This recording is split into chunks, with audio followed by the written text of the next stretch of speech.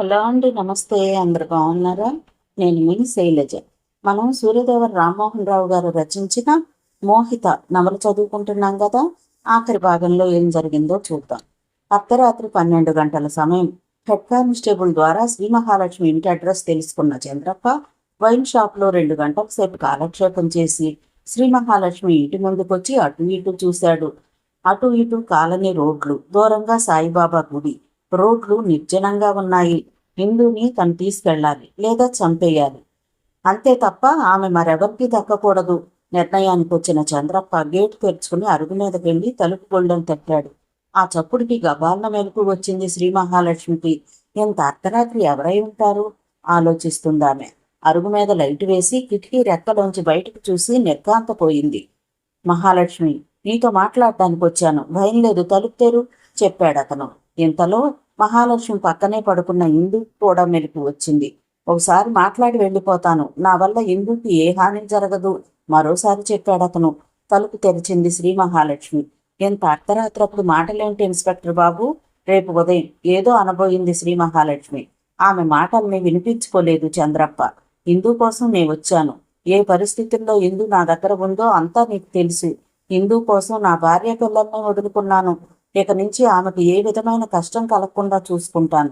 గుళ్ళో పెళ్లి చేసుకుని శాశ్వతంగా నా భార్యగా చేసుకుంటాను నెమ్మదిగా చెప్పాడు చంద్రప్ప. అతని మాటల్ని నమ్మలేక ఇందు వైపు సందేహంగా చూసింది శ్రీ మహాలక్ష్మి.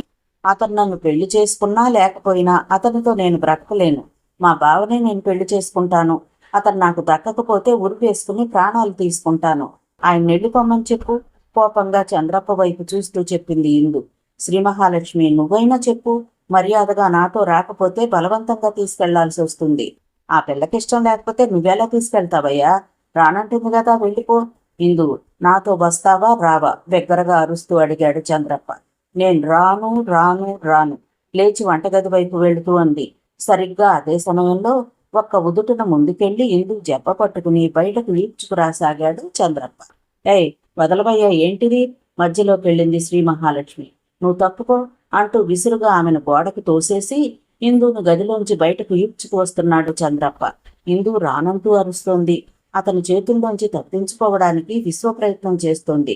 కింద పడిపోయిన శ్రీ మహాలక్ష్మి విసురుగా పైకి లేచి వంటగదిలోంచి కత్తిపేటను తీసుకుని ఉగ్రంగా చూస్తూ మహంకాళిలా చంద్రప్పకి ఎదురుగా నిలబడింది. ఒరే, ఆ పిల్లను వదులు.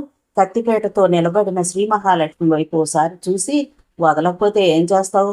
పొడుస్తావా? పొడు అంటూ ఇందును వదిలేసి ఆమె మీద పడ్డాడు. ఆ పెనుగులాట సమయంలో ఇందు రోడ్డు మీదకి వచ్చేసి సాయిబాబా గుడి వైపు పరిగెత్తింది. బయటకు పరిగెడుతున్న ఇందును చూసి శ్రీ మహాలక్ష్మిని వదిలేసి తాను బయటకు పరిగెత్తాడు చంద్రప్ప. చేతిలో కత్తిపేటతో శ్రీ మహాలక్ష్మి అతని వెనక పరిగెట్టింది. సరిగ్గా సాయిబాబా గుడి ముందు చంద్రప్ప చేతులకు చిక్కిపోయింది ఇందు. నేల మీద ఈడ్చుకుంటూ ఆమెను జంక్షన్లోకి తీసుకువెళ్తున్నాడు అతను. కాలనీలో ఒక్కో లైటు వెలుగుతోంది. ఆ దృశ్యాన్ని కిటికీలోంచి డాబాల మీద నుంచి చూస్తున్నారు తప్ప ఏ ఒక్కరూ ముందుకు రావడం లేదు. ఒరే ఇన్స్పెక్టర్, ఆగరా! ఆడపుల్లిలా కేకలేసి చంద్రప్ప మీద విరుచుకు పడింది శ్రీ మహాలక్ష్మి. ఆమె చేతిలోని కత్తిపేట సర్రుమని అతని భుజాలకు తాకింది. ఆ భుజాలలోంచి రక్తం ప్రవాహంలా ఎగజిమ్మింది. మరోసారి కత్తిపేట ముందుకు దూసుకెళ్ళింది. ఆ దెబ్బ అతని గుండెల్లో నాగలిపోటులా గుచ్చుకుంది. భయంకరంగా అరుస్తూ ముందుకు పరిగెడుతున్నాడు చంద్రప్ప. మూడోసారి ఆ కత్తిపేటను బలంగా గురిచూసి విసిరింది శ్రీ మహాలక్ష్మి. వెనక నుంచి కంఠానికి తగిలింది. వెంటనే కింద పడిపోయి గిలగిలా కొట్టుకోసాగాడు చంద్రప్ప. ఆ దృశ్యాన్ని తడారిపోయిన గొంతుతో చూస్తోంది ఇందు. 5 నిమిషాల సేపు వించుకున్న చంద్రప్ప ఒక్కసారిగా బాధతో అరిచి తల పక్కకు వాల్చేశాడు. ఆ సమయంలో శ్రీ మహాలక్ష్మి కలకత్తా కాళిలా ఉంది. అక్క! ఏడుస్తూ శ్రీ మహాలక్ష్మిని చుట్టేసింది ఇందు. అనూహ్యంగా జరిగిపోయిన ఆ సంఘటన నుంచి తేరుకోవడానికి శ్రీ మహాలక్ష్మికి 10 నిమిషాలు పట్టింది. భయపడకు, పేడ విరగడైపోయిందని ఆనందించు ఓదారుస్తూ అంది శ్రీ మహాలక్ష్మి. అతను చచ్చిపోయాడు, భయంగా అంది ఇందు. కిటికీల్లోంచి డాబాల మీద నుంచి చూస్తున్న వ్యక్తులు భయంతో ఇళ్లలోకి వెళ్ళిపోయారు. చావని, ఇలాంటి వాళ్ళు ఇలాగే చావాలి. నా మొగుడిని చంపినందుకు వీడు ఇలాగే చావాలి. వీడి శవాన్ని నేనే స్వయంగా పోలీస్ స్టేషన్లో అప్పగిస్తాను పదా అంటూ శ్రీ మహాలక్ష్మి రక్తం కారుతున్న ఆ శవాన్ని భుజం మీద వేసుకుని పోలీస్ స్టేషన్ వైపు నడిచింది. పోలీస్ స్టేషన్ నిద్రపోతున్నట్లుగా ఉంది. మెట్ల మీద కూర్చున్న శంకి మత్తు కళ్ళతో జోగుతున్నాడు. ఏదో కేసు మీద బయటికి వెళ్ళిన ఇన్స్పెక్టర్ ఏ సమయంలోనైనా బయట నుంచి రావచ్చు. అందుకే అతను అతి ప్రయత్నం మీద నిద్రని ఆపుకుంటున్నాడు. వీడి వెలిగించుకుంటూ గేటు వైపు చూసిన సెంట్రీ కానిస్టేబుల్ భుజం మీద శవంతో విక్రమార్కుల్లా వస్తున్న ఆడమనిషిని చూసి భయంతో కొయ్యబారిపోయాడు. అది నిజమో దెయ్యమో అర్థం కాక బెక్కచచ్చిపోయి ఎవరు ఎవరు అన్నాడు. శ్రీ మహాలక్ష్మి ఏం మాట్లాడలేదు. శవాన్ని స్టేషన్ అరుగు మీదుంచి సర్కిల్ ఇన్స్పెక్టర్ చంద్రప్పని నేనే చంపాను, జైల్లో పెట్టండి అంది శ్రీ మహాలక్ష్మి. సీఐని చంపేశావా? తడారిపోతున్న గొంతుతో అన్నాడు కానిస్టేబుల్. సరిగ్గా అదే సమయంలో స్టేషన్ ముందు జీప్ ఆగింది. లాకప్లో ఉంది శ్రీ మహాలక్ష్మి. ఆమెను చూస్తూ ఏడుస్తోంది ఇందు. అక్క, నన్ను రక్షించడం కోసం నువ్వు నీ భర్త ఇద్దరూ బలైపోయారు. బాధపడుతుందు. చిన్న వయసులో నువ్వు అనుభవించిన నరకం కన్నా నేను అనుభవించే శిక్ష గొప్పదేం కాదు. నీ బ్రతుకును బాగు చేసుకో, వెళ్ళు. నీ బావను వెతుక్కో, పెళ్ళాడు, హాయిగా ఉండు. జైలు శిక్ష అనుభవించి నేరుగా నీ ఇంటికి వస్తాలే అంది శ్రీ మహాలక్ష్మి. శ్రీ మహాలక్ష్మిలో అరుదైన వ్యక్తిని చూస్తోంది ఇందు. వంగి ఆమె కాళ్లకు నమస్కారం పెట్టి బయటకొచ్చింది. రోడ్డు మీద నడుస్తోంది ఆమె. నేరుగా రామరాజు మహల్లా కాలనీలోకి వెళ్ళింది. మరో అరగంట తర్వాత మోహిత గెస్ట్ హౌస్లోని రాజేంద్ర కుమార్ ఎదురుగా ఉంది. ఆమెను చూడగానే రాజేంద్ర కుమార్ పిచ్చెత్తిపోయాడు. వికృతంగా నవ్వాడు. ఆ వికృతంలోని పైశాచిక ఆనందాన్ని గుర్తించి మోహిత హృదయం బగబగమని మండిపోతోంది. నువ్వు నా మీద పగబడతావా? నీకే అద్భుతమైన తెలివితేటలున్నాయని అందరినీ ప్లాంట్గా మర్డర్ చేస్తావా? నిన్ని క్షణంలో చంపేయగలను, కానీ చంపను. ఈ రోజంతా నిన్ను చిత్రహింసల పాలు చేసి నీ మటుకు నువ్వే ఆత్మహత్య చేసుకుని చచ్చేట్టుగా చేస్తాను కసిగా అన్నాడు రాజేంద్ర ప్రసాద్. తాగుతావా అడిగాడు అతను. జవాబు చెప్పలేదామె. ఎంతైనా తాళి కట్టిన పెళ్ళాలి కదా. చనిపోయే ముందు నీ కోరిక తెచ్చడం నా ధర్మం. నీకు కావలసిన డ్రింక్ వేసుకుని తాగు. డ్రింక్ బాటిల్ని గ్లాస్ని ముందుకు తోశాడు. గ్లాసులో డ్రింకుని వేసుకుని గడగడా తాగేసింది మోహిత. ఇంకో పెగ్గేసుకో, పర్వాలేదు. తనే స్వయంగా రెండో పెగ్గు వేసి అందించాడు. తాగుతూ అతని వైపు అసహ్యంగా చూస్తోంది మోహిత. ఏంటలా చూస్తున్నావు? తీరుబడిగా సిగరెట్ వెలిగిస్తూ అన్నాడు అతను. నన్ను ఎలా చంపాలని ప్లాన్ వేస్తున్నావా? గట్టిగా నవ్వుతూ మళ్ళీ అన్నాడు అతను. నిన్ను చంపడానికి ప్రత్యేకంగా ప్లానే అక్కర్లేదు. దారుణంగా చేస్తావు. నేనే చంపుతా నిర్భయంగా అంది మోహిత. ఎక్కడో అనామకంగా ఉన్న నిన్ను తీసుకొచ్చాను, పెళ్లి చేసుకున్నాను, ఫ్లాట్ ఇచ్చాను, కారు ఇచ్చాను, క్యాష్ ఇచ్చాను, హాయిగా ఉండమన్నాను. ఉన్నావా? లేదే. నన్ను సొకపెట్టి నువ్వు సొక్కడు. నువ్వు ఎవరితో తిరిగినా నాకు అభ్యంతరం లేదు. అయిపోయిందేదో అయిపోయింది. ఆ మర్డర్ కేసులను గురించి రక్షించే బాధ్యత నాది. ఆఖరి అవకాశం, ఆలోచించుకో నెమ్మదిగా అన్నాడు రాజేంద్ర కుమార్. ఎందుకు నా మీద జాలి చూపుతున్నావు? ఎందుకు నన్ను రక్షించాలనుకుంటున్నావు? ఎందుకు నీతోనే ఉండమంటున్నావు? తాళి కట్టి భార్యగా తెచ్చి నీ పనుల్ని నెరవేర్చడం కోసం, అడ్డమైన మగవాళ్ల దగ్గర పడుకోబెట్టడానికి, నీ రహస్యాన్ని కాపాడటానికి నీ సొంత ఆడది నీకు కావాలి. ఆడదానికో వ్యక్తిత్వం ఉంటుందని, ఆ వ్యక్తిత్వానికి గౌరవం ఉంటుందని నీలాంటి మగాళ్ళకి ఎప్పుడూ అర్థం కాదు. స్త్రీ ఆత్మగౌరవాన్ని తాకట్టు పెట్టి బతికే ఏ మగాడు బతకడు. అందుకు నిదర్శనం నీ ఫ్రెండ్స్. కొన్ని గంటల్లోనే నీ చావు రాసి పెట్టుందని మర్చిపోకు క్రోధపు చూపులతో చూస్తూ అంది మోహిత. ఆ మాటకు విసురుగా లేచి ఆమె జుట్టు పట్టుకుని గోడకేసి కొట్టి, ఏంటి స్త్రీ వ్యక్తిత్వం? ఏంటి స్త్రీ ఆత్మగౌరవం? ఇప్పటి ప్రపంచంలో అధికారానికి, వ్యాపారానికి, రాజకీయానికి ఒకటేమిటి, అన్నిటికీ తనను ఉపయోగించుకోమని మీ ఆడజాతి ముందుకు వస్తోంది.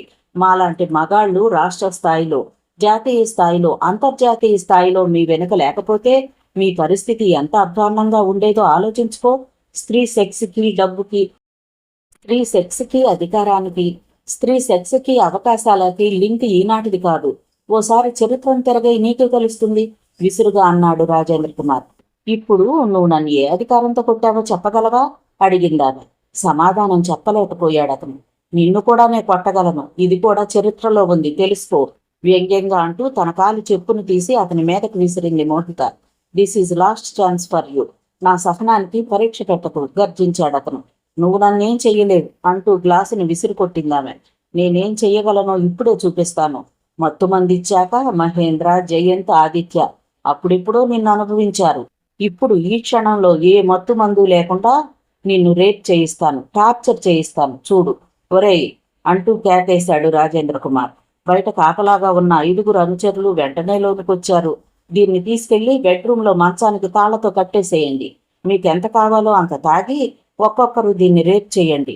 కసిగా చెప్పేసి బయటకు వచ్చేశాడు రాజేంద్ర కుమార్. ఇద్దరు వ్యక్తులు మోహితను బెడ్ మీద పడుకోబెట్టి తాళ్లతో కట్టేశారు. మోహిత గింజుకుంటోంది, ఇష్టం వచ్చినట్టు తిడుతోంది. ఒకడు గబగబా గ్లాసులోని డ్రింకును గడగడా తాగేసి ఆమె దగ్గరకొచ్చి భుజం మీద చెయ్యి వేసి నవ్వాడు. సరిగ్గా అదే సమయంలో పోలీస్ విజిల్. డజన్ మంది పోలీసులు గెస్ట్ హౌస్ను చుట్టుముట్టేశారు. ఊహించని పరిణామానికి బెత్తరపోయాడు రాజేంద్ర కుమార్. గబగబా లోనికొస్తున్న ఏసీపీ రమేష్ బాబుకి ఎదురెళ్లాడు రాజేంద్ర కుమార్. రండి ఏసీపీ గారు, మీరు చెయ్యాల్సిన పనిని నేను నా మనుషులు చేసేశాం. నా మీద హత్యా ప్రయత్నం చేసిన మోహిత దొరికిపోయింది. బెడ్రూమ్లో బందీని చేశాం. మీకు ఫోన్ చెయ్యాలనుకుంటూ ఉండగానే మీరు వచ్చేశారు, నిరుత్సాహాన్ని అణుచుకుంటూ అన్నాడు రాజేంద్ర కుమార్. ఏసీపీ రమేష్ బాబు సిబ్బందితో పాటు లోనికి నడిచాడు. సిబ్బందితో కట్లు విప్పించి you are under arrest Mohita అన్నాడు అతను. పోలీసులను చూసి ఒక పక్క ఆనందిస్తూనే మరో పక్క ఆశ్చర్యపోయింది మోహిత. రండి రూమ్లోంచి అన్నాడు రమేష్ బాబు. రమేష్ బాబు వెనక నడుస్తూ రాజేంద్ర కుమార్ వైపు చూసి నవ్విందామె. సరిగ్గా ఆ సమయంలో చెట్ల మధ్య నుంచి పరుగు పరుగున వస్తున్న మైత్రేయ గెస్ట్ హౌస్ ముందు పోలీసులను చూసి వెంటనే ఒక పొదచాటుకు వెళ్ళిపోయాడు. ఆ పొదచాటుకు మైత్రేయ వెళ్లడం కిటికీలోంచి చూసింది మోహిత. మిస్టర్ కుమార్, మీరోసారి స్టేషన్కు రేపు రావాల్సి ఉంటుంది అని చెప్పి ముందు కడిగేశాడు. పోలీస్ సెర్చ్ లైట్లతో ఆ ప్రాంతమంతా పట్టపగల్లా ఉంది. గత 10 గంటల నుంచి పోలీసు బృందాలు అడిగినంత గాలిస్తున్న విషయం, గెస్ట్ హౌస్ని ట్రేస్ చేసి మాటు వేసిన విషయం తెలియని రాజేంద్ర కుమార్ పోలీసులు అక్కడికి ఎలా రాగలిగారు అన్న ఆలోచనలో ఉన్నాడు. మోహితను కసిగా చంపాలనుకున్న అతని ఆశ నిరాశగా మిగిలినందుకు లోపలే ఉడికిపోతున్నాడు అతను. గెస్ట్ హౌస్ గేటు దగ్గరకొచ్చి 1 మినిట్ ఇన్స్పెక్టర్ అంటూ వెనక్కొచ్చి స్తంభానికి కట్టేసి ఉన్న నిక్కీని విప్పి గుడ్ బై నిక్కీ అంటూ దాన్ని ముద్దాడి రాజేంద్ర కుమార్ వైపు తిరిగి, మిస్టర్ రాజేంద్ర కుమార్, ఇప్పుడు నువ్వు నన్నేమీ చేయలేవు, కానీ నిన్ను నేను ఏమైనా చేయగలను. మృత్యువు నీకు అతి సమీపంలో ఉందని గుర్తుపెట్టుకో అని చెప్పి ముందు కడిగేసింది. జలపాతం పక్కన కొండల మధ్య నుంచి వెళ్లిపోతున్న పోలీసు బృందాల్ని, వాళ్ల మధ్య ఉన్న మోహితను చూస్తూ పళ్ళు పటపట కొరికాడు రాజేంద్ర కుమార్. 3 నిమిషాల సేపు తోకాడిస్తూ రాజేంద్ర కుమార్ కాళ్ళని వాసన చూస్తూ గడిపిన నిక్కీ 4వ నిమిషంలో బయటకు మోహిత వెళ్లిన దిశగా పరుగులు తీసింది. నిక్కీ నిక్కీ అరిచాడు రాజేంద్ర కుమార్, కానీ లాభం లేకపోయింది. కొండల మాటున మాయమైంది నిక్కీ. 15 గంట తర్వాత అంతా సద్దుమణిగింది. పొదల్లోంచి బయటకొచ్చిన మైత్రేయ చెట్ల మధ్య నుంచి నడుచుకుంటూ దగ్ధమైపోయిన గిరిజన గ్రామంలోకి వచ్చాడు. అక్కడి నుంచి నడక సాగించాడు. గెస్ట్ హౌస్లో వరండా మీద కూర్చుని దీర్ఘంగా ఆలోచిస్తున్నాడు రాజేంద్ర కుమార్. 5గురు అనుచరులు ఎదురుగా చేతులు పట్టుకుని నిలబడి ఉన్నారు. సిద్ధరామయ్య ఎక్కడా? పీటర్ స్కాచ్ బాటిల్ ఎత్తి తాగుతూ అడిగాడు. ఆ కుర్రాడిని వెంట తరుముతూ వెళ్ళాడు సార్, ఇంకా రాలేదు. వాడి శవం నాకు కావాలి, శవం మీద నేను డాన్స్ చెయ్యాలి అసహనంగా అరుస్తూ అన్నాడు అతను. కసిగా మోహితను సర్వనాశనం చేసి చిత్రహింసల పాలు చెయ్యాలనుకున్న తన ప్లాన్ ఫ్లాప్ కావడంతో పోలీసుల మీద కోపంగా ఉంది అతనికి. ఎఫ్ఐఆర్ రాసి రిమాండ్లో ఉంచి 24 గంటల లోపల పోలీసులు మోహితను కోర్టులో హాజరుపరుస్తారు. ఈ 24 గంటల లోపే ఆ మోహితను మర్డర్ చేసేయాలి. తన మీద తన ఫ్రెండ్స్ మీద ఎందుకు మోహిత కక్ష పూనిందో బయట ప్రపంచానికి తెలియకూడదు. తెలిస్తే తన ఉనికికి ప్రమాదం, తన వ్యక్తిత్వానికి తన బిజినెస్కి ప్రమాదం. రకరకాలుగా ఆలోచిస్తున్నాడు రాజేంద్ర కుమార్. తన ఒక సెల్ ఫోన్ చేస్తే పోలీస్ జీపు మైసూరు వెళ్లదు, దారిలోనే మాడి మసైపోతుంది. ఆ మసిలో మసిగా మోహిత శవం కూడా ఉంటుంది. కానీ రాక్షసుని తన చేతులతో చంపాలి. ఎలా ఎలా ఎలా? ఒరే పాషా, ఎదురుగా నుంచున్న ఒక అనుచరుడి వైపు చూశాడు రాజేంద్ర కుమార్. సార్, రేపు పోలీస్ స్టేషన్లోంచి మోహిత బయటికి రావాలి, ఎలా అడిగాడు అతను. పోలీసులందరూ మన ఫ్రెండ్సే కదా సార్ అన్నాడు ఆ పాషా. ఇది మన కేసు, బయటపడడం మనకంత మంచిది కాదు. మన ప్రమేయం లేనట్లుగా అంతా జరగాలి చెప్పాడు రాజేంద్ర కుమార్. అయితే ఓ పని చేద్దాం సార్ చెప్పాడు పాషా. ఆ ఐడియా రాజేంద్ర కుమార్కి బాగా నచ్చింది. మనం తెల్లవారుజామున బయలుదేరి మైసూరుకి వెళ్తున్నాం. ఈ ఐడియా ప్రకారం మన మనుషుల్ని ఏర్పాటు చేయి. రేపు సాయంత్రం లోపుగా మోహిత ప్రాణాలు శాశ్వతంగా గాలిలో కలిసిపోవాలి మత్తు గొంతుతో అన్నాడు రాజేంద్ర కుమార్. అప్పుడు సమయం రాత్రి 2 గంటలు దాటుతోంది. మైసూరు పోలీస్ కంట్రోల్ రూమ్ పోలీసులతోనూ పత్రికా విలేకరులతోనూ కిటకిటలాడుతోంది. సిటీ పోలీస్ కమిషనర్, డీజీపీ, ఏసీపీలతో అర్జెంట్ మీటింగ్ అరేంజ్ చేశాడు. కాన్ఫరెన్స్ హాల్లో మీటింగ్ జరుగుతోంది. Mister ACP Ramesh Babu, congratulations. ఆ మోహితను రేపు కోర్టులో హాజరుపరచండి. కానీ ఎప్పుడు మనం కోర్టుకు తీసుకెళ్తున్నామో ఎవ్వరికీ తెలియకూడదు. ముఖ్యంగా ప్రెస్ రిపోర్టర్లకు అసలు తెలియకూడదు. మోహిత చేసినట్లుగా భావిస్తున్న హత్యలకు సంబంధించి హతురాలికి మధ్యనున్న రిలేషన్ గురించి కానీ మిగతా విషయాలు కానీ ఎవ్వరికీ తెలియడానికి వీల్లేదు. ఎందుకంటే చనిపోయిన జస్టిస్ ఆదిత్య హోమ్ మినిస్టర్కు ఫ్రెండ్ కనుక. అలాగే ఈ హత్యల్లో నిందితురాలుగా భావిస్తున్న మోహితకు సహకరించిన మైత్రేయ విషయం ఏమైంది అడిగాడు సిటీ పోలీస్ కమిషనర్. మైత్రేయ ఎక్కడున్నాడో తెలియదు సార్, ఎలా ఉంటాడో కూడా తెలియదు చెప్పాడు ఏసీపీ రమేష్ బాబు. అతను ఎక్కడుంటాడో ఏ వేషంలో ఉండొచ్చో మోహితకు తెలుస్తుంది కదా, ఆమెను ఇంట్రాగేట్ చెయ్యండి, కానీ 3rd డిగ్రీ మాత్రం ఉపయోగించకండి. ఎందుకంటే ఈ మహిళా సంఘాల ఉద్యమాలు చేస్తాయి, వాళ్ళకి మనం ఏ విధమైన అవకాశం ఇవ్వకూడదు చెప్పాడు సిటీ పోలీస్ కమిషనర్. అసలు మోహిత ఇన్ని హత్యలు ఎందుకు చేసిందో ఆమె భర్త రాజేంద్ర కుమార్కి తెలుస్తుంది సార్, అతన్ని మనం ఎందుకు వదిలేయాలి ఇంకో ఏసీపీ ప్రశ్నించాడు. మనలో మన మాటగా చెప్తున్నా, ఇలాంటి హత్యలు మనకు మామూలే, ఇలాంటి కేసులు మనకు మామూలే, కానీ పవర్ఫుల్ పొలిటీషియన్స్తో లింకులున్న వ్యక్తుల జోలికి మన చట్టం వెళ్ళకూడదు. వాళ్లకు మనం ఎంత దూరంలో ఉంటే అంత మంచిది. మోహిత్ చేసిన హత్యల వెనక కారణం రాజేంద్ర కుమార్కి తెలీదా? అతనికి తెలుసని మనకు తెలుసు, అడిగినా అతడు చెప్పడని మనకు తెలుసు, చెప్పినా ప్రయోజనం లేదని మనకు తెలుసు. మనం ఎలాంటి పొలిటికల్ చట్టంలో బతుకుతున్నామో మనకు తెలుసు. సో మనకెందుకు రిస్క్?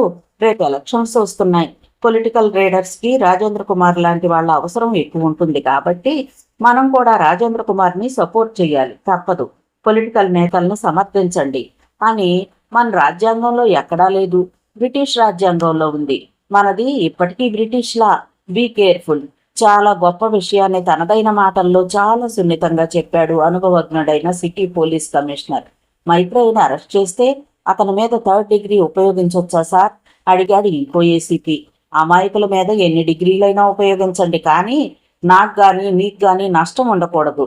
దానివల్ల చట్టం రక్షింపబడుతోందని పత్రికల ద్వారా తెలుసుకుని మామూలు ప్రజలు మనల్ని గౌరవించాలి, అర్థమైందా?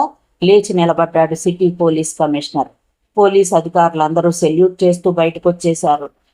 పోలీస్ కంట్రోల్ రూమ్లోని ఒక స్పెషల్ రూమ్. ఆ రూమ్లో ఏసీపీ రమేష్ బాబు కర్ర కుర్చీలో కూర్చున్నాడు. అతని ఎదురుగా మోహిత కూర్చుని ఉంది. చెప్పండి మిసెస్ మోహిత, విజయవాడలో మాజీ పోలీస్ ఆఫీసర్ మహేంద్రను మర్డర్ చేసింది మీరేనా? రమేష్ బాబు కళ్లల్లోకి సూటిగా చూస్తూ, మీ పోలీసు దర్యాప్తులో నిందితురాలిని నేనని ఎవరూ ధృవీకరించలేదు అంది మోహిత. శ్రీశైలంలో జయంత్ను మీరే ప్లాండ్గా మర్డర్ చేశారు, అందుకు రుజువులున్నాయి, మిమ్మల్ని గుర్తుపట్టే వ్యక్తులు ఉన్నారు. కోర్టులో దొంగ సాక్ష్యాలను సృష్టించడం మీ పోలీసులకు వెన్నతో పెట్టిన విద్య కదా. దోషుల్ని నిర్దోషులుగా, నిర్దోషుల్ని దోషులుగా చేయగలిగే శక్తి మీ పోలీసులకు ఉంటుంది కాదంటారా? మీ ప్రశ్నకు సమాధానం అదే. అంటే ఆ హత్యలు మీరు చెయ్యలేదా? జవాబు చెప్పలేదు మోహిత. గుంటూరులో జస్టిస్ ఆదిత్యను మీరే మర్డర్ చేశారా? ఎవరు చెప్పారు? వెంటనే జవాబు చెప్పలేకపోయాడు ACP Ramesh Babu. Okay okay okay missus Mohita, నాకు ఒక్క పాయింట్ కావాలి, చెప్తారా? అడగండి. ఈ మర్డర్స్ చేయడం వెనక నీ మోటివ్ ఏమిటి? 2 నిమిషాల నిశ్శబ్దం. నేను మోటివ్ చెప్తే మీరేం చేస్తారు? నన్ను రక్షిస్తారా? నేరస్తుల్ని ఎలా రక్షిస్తాం? శిక్షిస్తాం అన్నాడు రమేష్ బాబు. అలాంటప్పుడు ఈ విలువలేని ఇంట్రాగేషన్ ఎందుకు? నేను చెప్పాల్సింది కోర్టులోనే చెప్తాను. కోర్టుకు నన్ను ప్రొడ్యూస్ చేస్తే. కోర్టుకు మిమ్మల్ని ప్రొడ్యూస్ చేయనని మీరెందుకు అనుకుంటున్నారు? ఆశ్చర్యంగా ప్రశ్నించాడు రమేష్ బాబు. ఏమో, చేయలేకపోతారేమో అని నా సందేహం అంది మోహిత. అంటే మీరు తప్పించుకుందాం అనుకుంటున్నారా? లేదు, అనుకోవడం లేదు. నేను తప్పించుకున్నా తప్పించుకోలేకపోయినా ఇంకో మర్డర్ జరుగుతుందని నేను అనుకుంటున్నాను నవ్వుతూ అంది ఆమె. ఇంకో మర్డరా? ఆశ్చర్యంగా నోరు తెరుస్తూ అన్నాడు ఏసీపీ రమేష్ బాబు. ఏ అలా ఆశ్చర్యపోతున్నారు? ప్రశ్నించింది ఆమె. ఆమె మనస్తత్వాన్ని అంచనా వేయడానికి ప్రయత్నిస్తున్నాడు ఏసీపీ రమేష్ బాబు. ఎవరిని చేస్తారు? అసహనంగా ప్రశ్నించాడు ఏసీపీ రమేష్ బాబు. మర్డర్ జరుగుతుంది అన్నాను, కానీ నే చేస్తానని అనడం లేదే. ఎవరిని మర్డర్ చేస్తారు? ఎవరు చేస్తారు? I want to know. సీట్లోంచి కోపంగా లేస్తూ అడిగాడు ACP Ramesh Babu. Wait and see నెమ్మదిగా చెప్పింది మోహిత. ఇంట్రాగేషన్ పూర్తయింది. ఆమె ధైర్యానికి ఆశ్చర్యపోయాడు ఏసీపీ రమేష్ బాబు. ఆమెను రిమాండ్లో ఉంచాక నేరుగా సిటీ పోలీస్ కమిషనర్ ఆఫీస్కు వెళ్లి ఇంట్రాగేట్ వివరాలు కమిషనర్తో చెప్పాడు. రేపు ఆమెను ఎన్ని గంటలకు కోర్టులో ప్రొడ్యూస్ చేస్తున్నావు అడిగాడు సిటీ పోలీస్ కమిషనర్. 11 గంటలకు. ఓకే, కానీ పోలీస్ జీప్లో వెళ్ళొద్దు, కారులో తీసుకెళ్ళు. సిటీ పోలీస్ కమిషనర్ సలహా నచ్చింది ఏసీపీ రమేష్ బాబుకు. మరి escort? No escort, no formalities. కారును మీరే స్వయంగా డ్రైవ్ చేయండి. మీరే కోర్టుకు తీసుకెళ్ళండి, కోర్టు పని అయ్యాక మీరే వెనక్కి తీసుకురండి చెప్పాడు ఆయన. కనీసం ఇంకో కారులో సీక్రెట్గా పోలీస్ ప్రొటెక్షన్ ఫోర్స్ ఉంటే బాగుంటుంది కదా. వద్దని నేను చెప్తున్నాను. దానివల్ల రిస్క్ తప్ప మనకేం వరగదు, ఖరాఖండిగా చెప్పేశాడు సిటీ పోలీస్ కమిషనర్. మరో 20 నిమిషాల తర్వాత వెనక్కి వచ్చేశాడు ఏసీపీ రమేష్ బాబు. కొల్లేగాళ్ళ నుంచి వచ్చిన బస్సు మైసూర్ బస్ స్టేషన్లో ఆగింది. బస్సు దిగి మైత్రేయ అటు ఇటు చూస్తూ ముందుకు నడిచి బుక్ స్టాల్లో ఆ రోజు డైలీ పేపర్ తీసుకున్నాడు. గబగబా పేజీల్ని తిరగేశాడు. ఎక్కడా మోహితకు సంబంధించిన న్యూస్ ఐటెం లేకపోవడంతో ఒక్కింత నిరాశకు గురయ్యాడు. మోహిత ఏ పోలీస్ స్టేషన్లో ఉందో మొదట ట్రేస్ చేయాలి, తర్వాత ఆమెను ఎలా తప్పించాలో ఆలోచించాలి. ఎన్ని పోలీస్ స్టేషన్లు ఉన్నాయో తెలుసుకున్నాడు అతను. ఏ పోలీస్ స్టేషన్లో మోహిత ఉందో తెలియాలంటే ఏం చేయాలో ఆలోచిస్తున్నాడు అతను. మొదట 1 టౌన్ పోలీస్ స్టేషన్కి వెళ్ళి అక్కడున్న కానిస్టేబుల్ చేతిలో 100 రూపాయలు పెట్టి, నిన్న హోగిన్కల్ ఫాల్స్ దగ్గర ఒక ఆడ మనిషిని అరెస్ట్ చేశారు, ఆవిడనోసారి కలవాలి అడిగాడు. ఈ ఏరియాలో వారం రోజుల నుంచి అరెస్టులే లేవు, నువ్వు 3 టౌన్ పోలీస్ స్టేషన్కి వెళ్ళు, ఎక్కువ అరెస్టులు రిమాండ్లో ఉంచడాలు అక్కడే జరుగుతాయి, మరీ ఇంపార్టెంట్ కేసులు అయితే పోలీస్ కంట్రోల్ రూమ్లోనే రిమాండ్లో ఉంచుతారు, కీలకమైన సమాచారం చెప్పాడు ఆ కానిస్టేబుల్. వెంటనే 3 టౌన్ పోలీస్ స్టేషన్ దగ్గరకు వచ్చాడు మైత్రేయ. ఎదురుగా ఉన్న బస్టాండ్లో నుంచుని స్టేషన్లోకి వెళ్లే వ్యక్తుల్ని, వచ్చే వ్యక్తుల్ని చాలాసేపు పరిశీలించాడు మైత్రేయ. ఎక్కడా అతనికి ఆసక్తికరమైన విషయం కనిపించలేదు. కంట్రోల్ రూమ్ దగ్గరకు వచ్చాడు. కంట్రోల్ రూమ్ దగ్గర కార్లు పార్క్ చేసున్నాయి. పోలీసులు తక్కువగాను, మారుతి కార్లు ఎక్కువగాను ఉన్నాయి. ఎవరికి అనుమానం కలగకుండా మోహితను మారుతి కారులో కోర్టుకు తీసుకెళ్తున్నారేమో. ఆ ఆలోచన రాగానే అతను మరింత నిశ్చింతగా మారుతి కార్ల వైపు చూడడం ప్రారంభించాడు. సరిగ్గా 11 గంటలు. మఫ్టీలో ఉన్న ఏసీపీ రమేష్ బాబు కంట్రోల్ రూమ్లోంచి బయటకు వచ్చాడు. అతని వెనక మోహిత మారుతి కారు బ్యాక్ సీట్లో కూర్చుంది. డ్రైవింగ్ సీట్లో ఏసీపీ రమేష్ బాబు కూర్చున్నాడు. కారు స్టార్ట్ అయింది. కారు కార్నర్ వరకు వెళ్లి కుడివైపు మలుపు తిరిగింది. ఆ సమయంలో మైత్రేయ ఆటోలో ఆ కారుకు కొద్ది దూరంలో మాత్రమే ఉన్నాడు. మారుతి కారు జగన్మోహన్ ప్యాలెస్ దగ్గరకు వచ్చింది. జంక్షన్లో ట్రాఫిక్ ఐలాండ్లో రెడ్ లైట్ వెలగడంతో కార్లన్నీ వరుసగా ఆగిపోయాయి. ఏసీపీ రమేష్ బాబు కారు వెనక ఎవరిదో ఒక అంబాసిడర్ కారు, ఆ వెనక మైత్రేయ కూర్చున్న ఆటో, ఆ వెనక 2 ఆటోల తర్వాత ఒక మారుతి కారు, ఆ కారులో రాజేంద్ర కుమార్. అదే సమయానికి ఆ జంక్షన్కు వచ్చే మిగతా 3 దారులలో ట్రాఫిక్ ఐలాండ్కి సమీపంలో రాజేంద్ర కుమార్ అనుచరులు మారుతి అంబాసిడర్ కార్లలో రోడ్డు పక్కన ఎదురు చూస్తున్నారని ఎవ్వరికీ తెలియదు. ట్రాఫిక్ ఐలాండ్లో గ్రీన్ లైట్ వెలిగింది. వరుసగా కార్లు ముందుకు నడిచాయి. 2 నిమిషాల తర్వాత మళ్లీ రెడ్ లైట్ వెలగడంతో ట్రాఫిక్ ఐలాండ్కి అతి సమీపంలో ఏసీపీ రమేష్ బాబు మారుతి కారు ఆగి ఉంది. ఆ కారుకి కుడివైపు, ఎడంవైపు కార్లలో ఉన్న రాజేంద్ర కుమార్ అనుచరులు మారుతి కారులో ఉన్న మోహితను గుర్తుపట్టారు. వెంటనే కార్ల డోర్లు తెరుచుకున్నాయి. దాదాపు 10 మంది మనుషులు ట్రాఫిక్ ఐలాండ్ వైపు పరిగెత్తారు. పిస్టల్స్ను తీసి ఏసీపీ రమేష్ బాబు గురిపెట్టారు. ఆవిడ్ని మాకొదిలే, నువ్వు వెళ్ళిపో, లేకపోతే ఈ క్షణంలోనే నీ ప్రాణాలు అనంతవాయుల్లో కలిసిపోతాయి. ఆ హెచ్చరికతో ఒకే ఒక్క క్షణం ఆలోచనలో పడ్డాడు ఏసీపీ రమేష్ బాబు. ఆలోచించడానికి టైం లేదు. రెడ్ లైట్ గ్రీన్ లైట్లుగా మారుతోంది. Missus Mohita, please get down. నిన్న ఇంట్రాగేషన్లో మిమ్మల్ని నేను అనుమానించాను. You are planned escaper, I know that, but at present I am helpless, I can't leave you, get down, get down అసహనంగా అరిచాడు ఏసీపీ రమేష్ బాబు. అనూహ్యమైన ఈ సంఘటన వెనక ఎవరున్నారో అర్థం కావడం లేదు మోహితకు. మోహిత ఏసీపీ రమేష్ కారులోంచి కిందకు దిగింది. ఆమెను 4 రాజేంద్ర కుమార్ మనుషులు చుట్టేశారు. ఒక వ్యక్తి ఆమె చేతిని పట్టుకుని అంబాసిడర్ కారులో కూర్చోబెట్టాడు. ట్రాఫిక్ ఐలాండ్ దగ్గర గ్రీన్ లైట్ వెలిగింది. సర్రమంటూ అంబాసిడర్ కార్లన్నీ ముందుకు వెళ్లిపోయాయి. మోహిత నెట్టించుకున్న కార్ నెంబర్ను గుర్తించిన ఏసీపీ రమేష్ బాబు ఏమాత్రం ఆలస్యం చేయకుండా కంట్రోల్ రూమ్కు మెసేజ్ ఇచ్చాడు. సిటీలోని వేర్వేరు పోలీస్ స్టేషన్లలోని ఇన్స్పెక్టర్లకు మెసేజ్లు ఇచ్చాడు. బెంగళూరు, ఊటీ, కేఆర్ఎస్ అన్ని ఏరియాల్లో నేషనల్ హైవేలను క్లోజ్ చేసేయమని, వచ్చిన ప్రతి అంబాసిడర్ కార్ని సెర్చ్ చేయమని ఆదేశాలు ఇచ్చాడు ఏసీపీ రమేష్ బాబు. మరో 10 నిమిషాల తర్వాత ఏసీపీ రమేష్ బాబు సిటీ పోలీస్ కమిషనర్ ఆఫీసులో ఆయనకు ఎదురుగా ఉన్నాడు. జరిగినదంతా ఆయనకు చెప్పాడు. ఆ మోహిత వెనక ఏదైనా గ్రూప్ ఉందా ప్రశ్నించాడు ఆయన. ఆ తరహాలో మనం దర్యాప్తు చేయలేదు సార్ చెప్పాడు ఏసీపీ రమేష్ బాబు. మరి అంబాసిడర్ కార్లలో వచ్చిన వ్యక్తులు ఎవరై ఉంటారు సాలోచనగా ప్రశ్నించాడు ఆయన. అదే నాకు అర్థం కావడం లేదు. మర్డర్స్లో ఆమెకు సహకరించిన మైత్రేయ ప్లాన్ అయి ఉంటుందా ఇది? మోహితను మనం పోలీస్ కంట్రోల్ రూమ్లో ఉంచినట్లు మైత్రేయ తెలుసుకోగలడా? దానికి అంత నెట్వర్క్ ఉంటుందంటే నేను నమ్మను. మోహిత కోర్టుకు రాకుండా ఉంటే ఎవరికి లాభం? మళ్లీ ప్రశ్నించాడు సిటీ పోలీస్ కమిషనర్. నా అనుమానం రాజేంద్ర కుమార్ మీదే సార్, చెప్పాడు ఏసీపీ రమేష్ బాబు. ఆర్టీఓ ఆఫీసుకు ఫోన్ చేసి ఆ అంబాసిడర్ కార్ ఎవరిదో ఇమీడియట్ గా ట్రేస్ చేయండి. ఆ కార్ నెంబర్ ఎంత? ఫోన్ రిసీవర్ను అందుకుంటూ అడిగాడు సిటీ పోలీస్ కమిషనర్. చెప్పాడు ఏసీపీ రమేష్ బాబు. సిటీ పోలీస్ కమిషనర్ స్వయంగా ఆర్టీఓ ఆఫీసుకు ఫోన్ చేశాడు. వెంటనే అట్నుంచి ఇన్ఫర్మేషన్ వచ్చింది. ఆ కారు రిజిస్ట్రేషన్ రాజేంద్ర కుమార్ మీద ఉంది. 5 నిమిషాల సేపు ఆలోచనలో పడ్డాడు సిటీ పోలీస్ కమిషనర్. ఆ తర్వాత రాజేంద్ర కుమార్ని మనం అరెస్ట్ చేయక తప్పదు. మిస్టర్ రమేష్, సిటీలో గాని బయట గాని ఉన్న రాజేంద్ర కుమార్ బిల్డింగ్స్ మీద, ఫ్యాక్టరీస్ మీద దాడి చేయండి. అతను మనకు దొరికిపోతే మోహిత దొరికిపోతుంది. Go ahead. మరో 5 నిమిషాల్లో అన్ని పోలీస్ స్టేషన్లకు వైర్లెస్ మెసేజ్లు వెళ్లిపోయాయి. ఆయా ఏరియాల్లో ఉన్న రాజేంద్ర కుమార్ బిల్డింగ్స్ మీద, ఫ్యాక్టరీస్ మీద పోలీసుల దాడి జరిగింది. ఎక్కడా రాజేంద్ర కుమార్ ఆచూకీ గాని, ఆ అంబాసిడర్ కారు గాని లభ్యం కాలేదు. ఆ విషయం తెలిసిన సిటీ పోలీస్ కమిషనర్ ఆలోచనలో పడ్డాడు. రాజేంద్ర కుమార్ తన అనుచరులతో పాటు అండర్ గ్రౌండ్ కి వెళ్లిపోయినట్లున్నాడు. సిటీలోంచి బయటకు వెళ్లే నేషనల్ హైవేస్ లో, చెక్ పోస్టుల్లో నిఘా పెట్టండి, ఎయిర్ ఫోర్స్ లో నిఘా పెట్టండి. ఎందుకైనా మంచిది సిటీలోని హోటల్స్ అన్నింటినీ సెర్చ్ చేయండి. అలాగే గెస్ట్ హౌస్ల మీద నిఘా వేయండి. 24 అవర్స్ లో మనం రాజేంద్ర కుమార్ని పట్టుకోవాలి. మోహితను కోర్టులో హాజరుపరచాలి.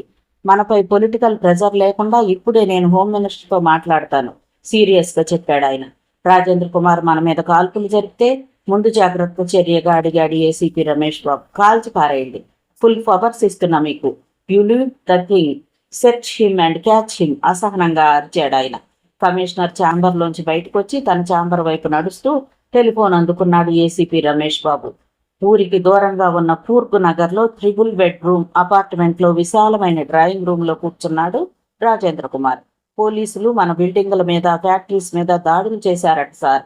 మిమ్మల్ని పట్టుకోవడానికి ఏసీపీ రమేష్ బాబు సిటీ పోలీస్ కమిషనర్ బాధ్యతలు అప్పగించాడట. సిటీలోని హోటల్స్లోనూ, అనుమానం ఉన్న ప్రాంతాల్లోనూ పోలీసులు వెతుకుతున్నారు. సిటీలో ప్రతి వీధి చివర పోలీసుల గస్తీ ఏర్పాటైంది. బయట నుంచి వచ్చిన వ్యక్తి చెప్పాడు. తీవ్రంగా ఆలోచిస్తున్నాడు రాజేంద్ర కుమార్. పోలీసుల దృష్టి తన మీద ఎందుకు పడిందన్నది అతనికి అంతుపట్టకుండా ఉంది. మోహితను ఎక్కడుంచారు అడిగాడు అతను. మార్కెట్ దగ్గర చిన్న హోటల్లో. ఆ మార్కెట్ వైపు పోలీసులు ఎవరూ రారు. స్లమ్ ఏరియాలో ఉంది ఆ హోటల్, చెప్పాడు ఎదురుగా నుంచున్న అనుచరుడు. ముందు మన అంబాసిడర్ కార్లన్నింటినీ మెకానిక్ షెడ్స్ లో పడేయండి. పోలీసులు మారుతి కార్లను, అంబాసిడర్ కార్లను సెర్చ్ చేస్తున్నారు. లారీలను సెర్చ్ చేయరు కదా. మన వాళ్ల దగ్గర నుంచి ఓ లారీ తీసుకోండి. ఆ లారీ వెనక మోహితను కట్టి పడేయండి. సంచులను కప్పేసి కొంతమంది కాపలాగా ఉండండి. ఈ రోజు రాత్రి ఆమెను కొల్లేగాళ్ల అడవిలోని మన గెస్ట్ హౌస్ కి తరలించండి.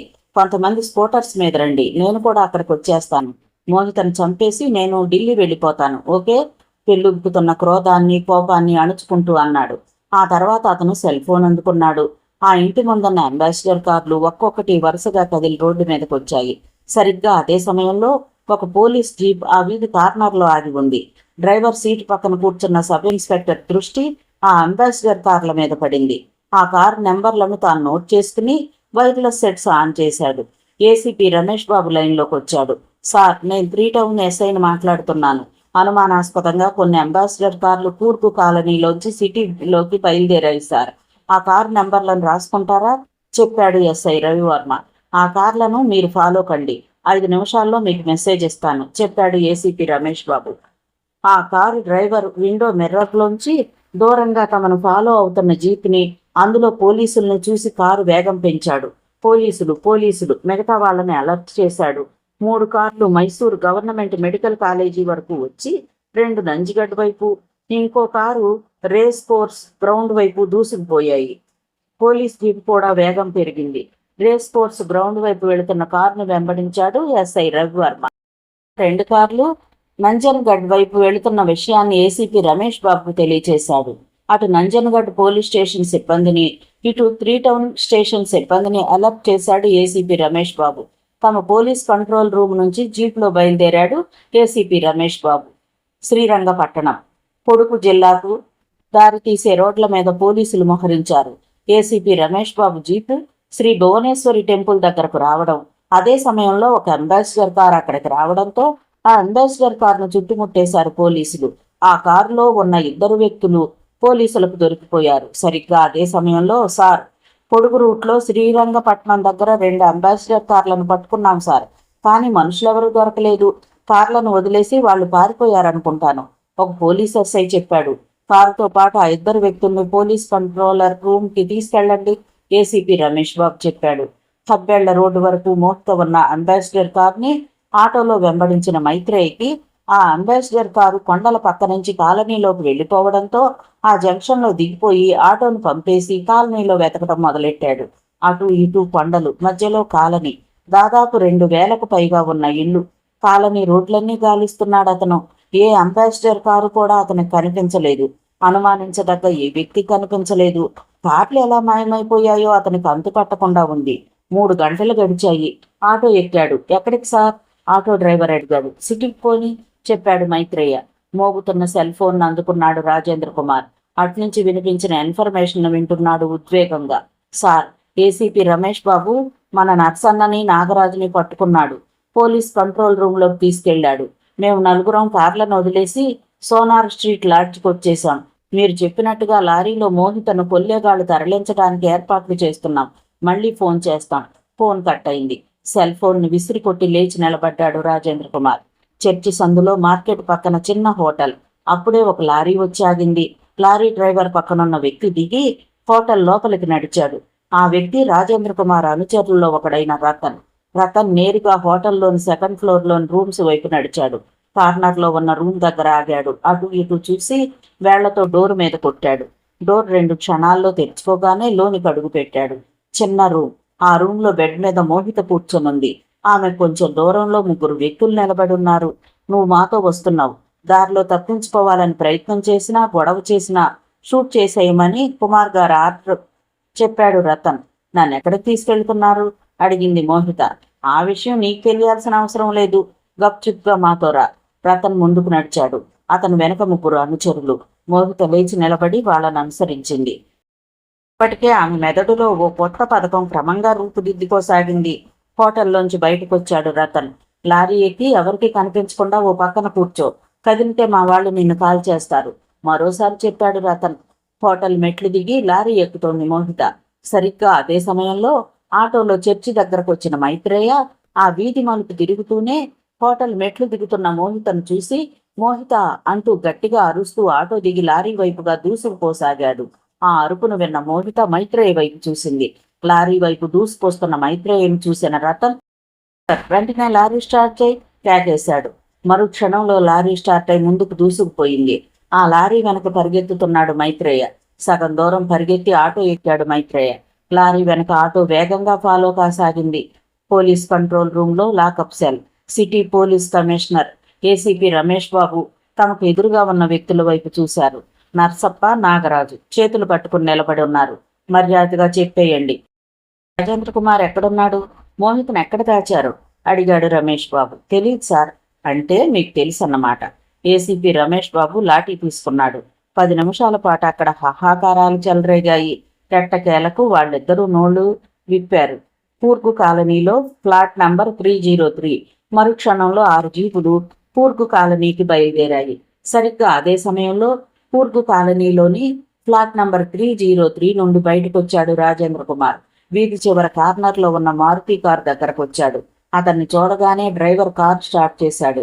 కారులో బ్యాక్ సీట్లో కూర్చున్నాడు రాజేంద్ర కుమార్.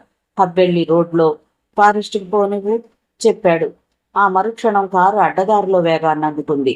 పొగెనకల్ ఫాల్స్కి వెళ్లే దారిలో కుడి పక్కన 2 కిలోమీటర్ల దూరంలో ఉన్న ఎర్రమట్టి దెబ్బల మధ్య ఉంది ఆ భవనం. పూర్వీకుల కాలానికి చెందిన బిల్డింగ్ కావడం వల్ల ఆ బిల్డింగ్ కొంతమేర శిథిలావస్థలో ఉంది. ఆ బిల్డింగ్ చుట్టూ ఒక పక్క కొబ్బరి చెట్లు, రెండో పక్కన ఎత్తైన కొండలు, దూరంగా కావేరీ నది, ఆ పక్కన దట్టమైన గంధపు చెట్లు. రాత్రి 9 గంటల సమయం. మేడ మీద చివరి రూములో మసకమసగ్గా వెలుగుతున్న లైట్ వైపు చూస్తోంది మోహిత.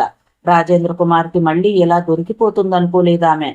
తను లారీలోకి ఎక్కడం చూసిన మైత్రేయ ఇక్కడికి రాగలడా? రాజేంద్ర కుమార్ ఇప్పుడు ఎక్కడున్నాడు ఆలోచిస్తోందామె. సరిగ్గా అదే సమయంలో తలుపులు తెరుచుకున్నాయి. ఎదురుగా రాజేంద్ర కుమార్. చూసావా మోహిత, పోలీసులు నిన్ను కోర్టులో ప్రొడ్యూస్ చేస్తే నాకు ప్రమాదం. అందుకే ఇక్కడికి తీసుకురాబడ్డావు. ఇక నువ్వు నా చేతుల నుంచి తప్పించుకోలేవు. నువ్వు చంపిన ఆ 3 నీకు అక్రమ సంబంధం ఉండటాన్ని ప్రత్యక్షంగా చూసిన నేను నీకు విడాకులిచ్చేశాను. ఆ ముగ్గురు నిన్ను నీ శేలాన్ని అవమానించారు. కాబట్టి నువ్వు నీ ప్రియుడు మైత్రేయ సహాయంతో ఆ ముగ్గురిని ప్లాన్డ్గా మర్డర్ చేశావు అని స్వయంగా నువ్వు ఒప్పుకున్నట్లుగా లాయర్ చేత రాయించిన పేపర్స్ ఇవి. ఈ పేపర్స్ మీద ఒక చిన్న సంతకం చేయి, నిన్ను వదిలేస్తాను. ఆ కాగితాలను ఆమెకెదురుగా ఉన్న టేబుల్ మీద పెట్టాడు రాజేంద్ర కుమార్. అంటే నిన్ను నువ్వు రక్షించుకోవడానికి ప్లాన్ వేసావన్నమాట, కోపంగా అంది మోహిత. అవును, నిన్ను చంపడంతో పాటు నన్ను రక్షించుకోవడం కూడా నాకు అవసరం కదా. నా చేతుల్లో నువ్వు చస్తున్నప్పుడు నువ్వు తీసుకుంటున్న జాగ్రత్తల వల్ల ఉపయోగం లేదు. సంతకం పెట్టు ముందు. విసురుగా వచ్చి ఆమె జుట్టు పట్టుకుని నిప్పులు కక్కుతున్న కళ్ళతో ఆమె వైపు చూశాడు అతను. ఆ జుట్టును విదిల్చుకుని అతన్ని బలంగా వెనక్కి నెట్టేసి ముందుకు పరిగెత్తింది. పట్టుకోండి పట్టుకోండి అరుస్తున్నాడు రాజేంద్ర కుమార్. వరండా మీద పరిగెడుతున్న మోహితను నలుగురు అనుచరులు చుట్టుముట్టి పట్టేశారు. రొప్పుతూ అక్కడికి వచ్చేశాడు రాజేంద్ర కుమార్. ఒరేయ్, దాన్ని కదలకుండా పట్టుకుని బట్టలిప్పేయండి ఆజ్ఞాపించాడు అతను. ఆ అనుచరుల చేతుల్లో గింజుకుంటోంది మోహిత. ఒకడు చీరను పరపరమని లాగేశాడు, ఇంకొకడు జాకెట్ను లాగేశాడు. బ్రా లంగాతో నిస్సహాయంగా నిలబడిపోయిందామె. నీ అందాల్ని అందరూ చూడాలి, ఆ రెండు ఎందుకు లాగేశాడు రాజేంద్ర కుమార్. చేతుల్ని రెండు గుండెలకు కప్పుకుని నిలబడిపోయిందామె. ఒక్కసారిగా ఆమె ధైర్యాన్ని కోల్పోయింది. ఒక సంతకం పెట్టేయి, నిన్ను వదిలేస్తా. క్విక్, సిగరెట్ను తీసి వెలిగిస్తూ అన్నాడు అతను. ముగ్గురు అనుచరుల చూపులు ఆమె నగ్నదేహం మీదే ఉన్నాయి. 5 నిమిషాలు నీకు టైం ఇస్తున్నాను.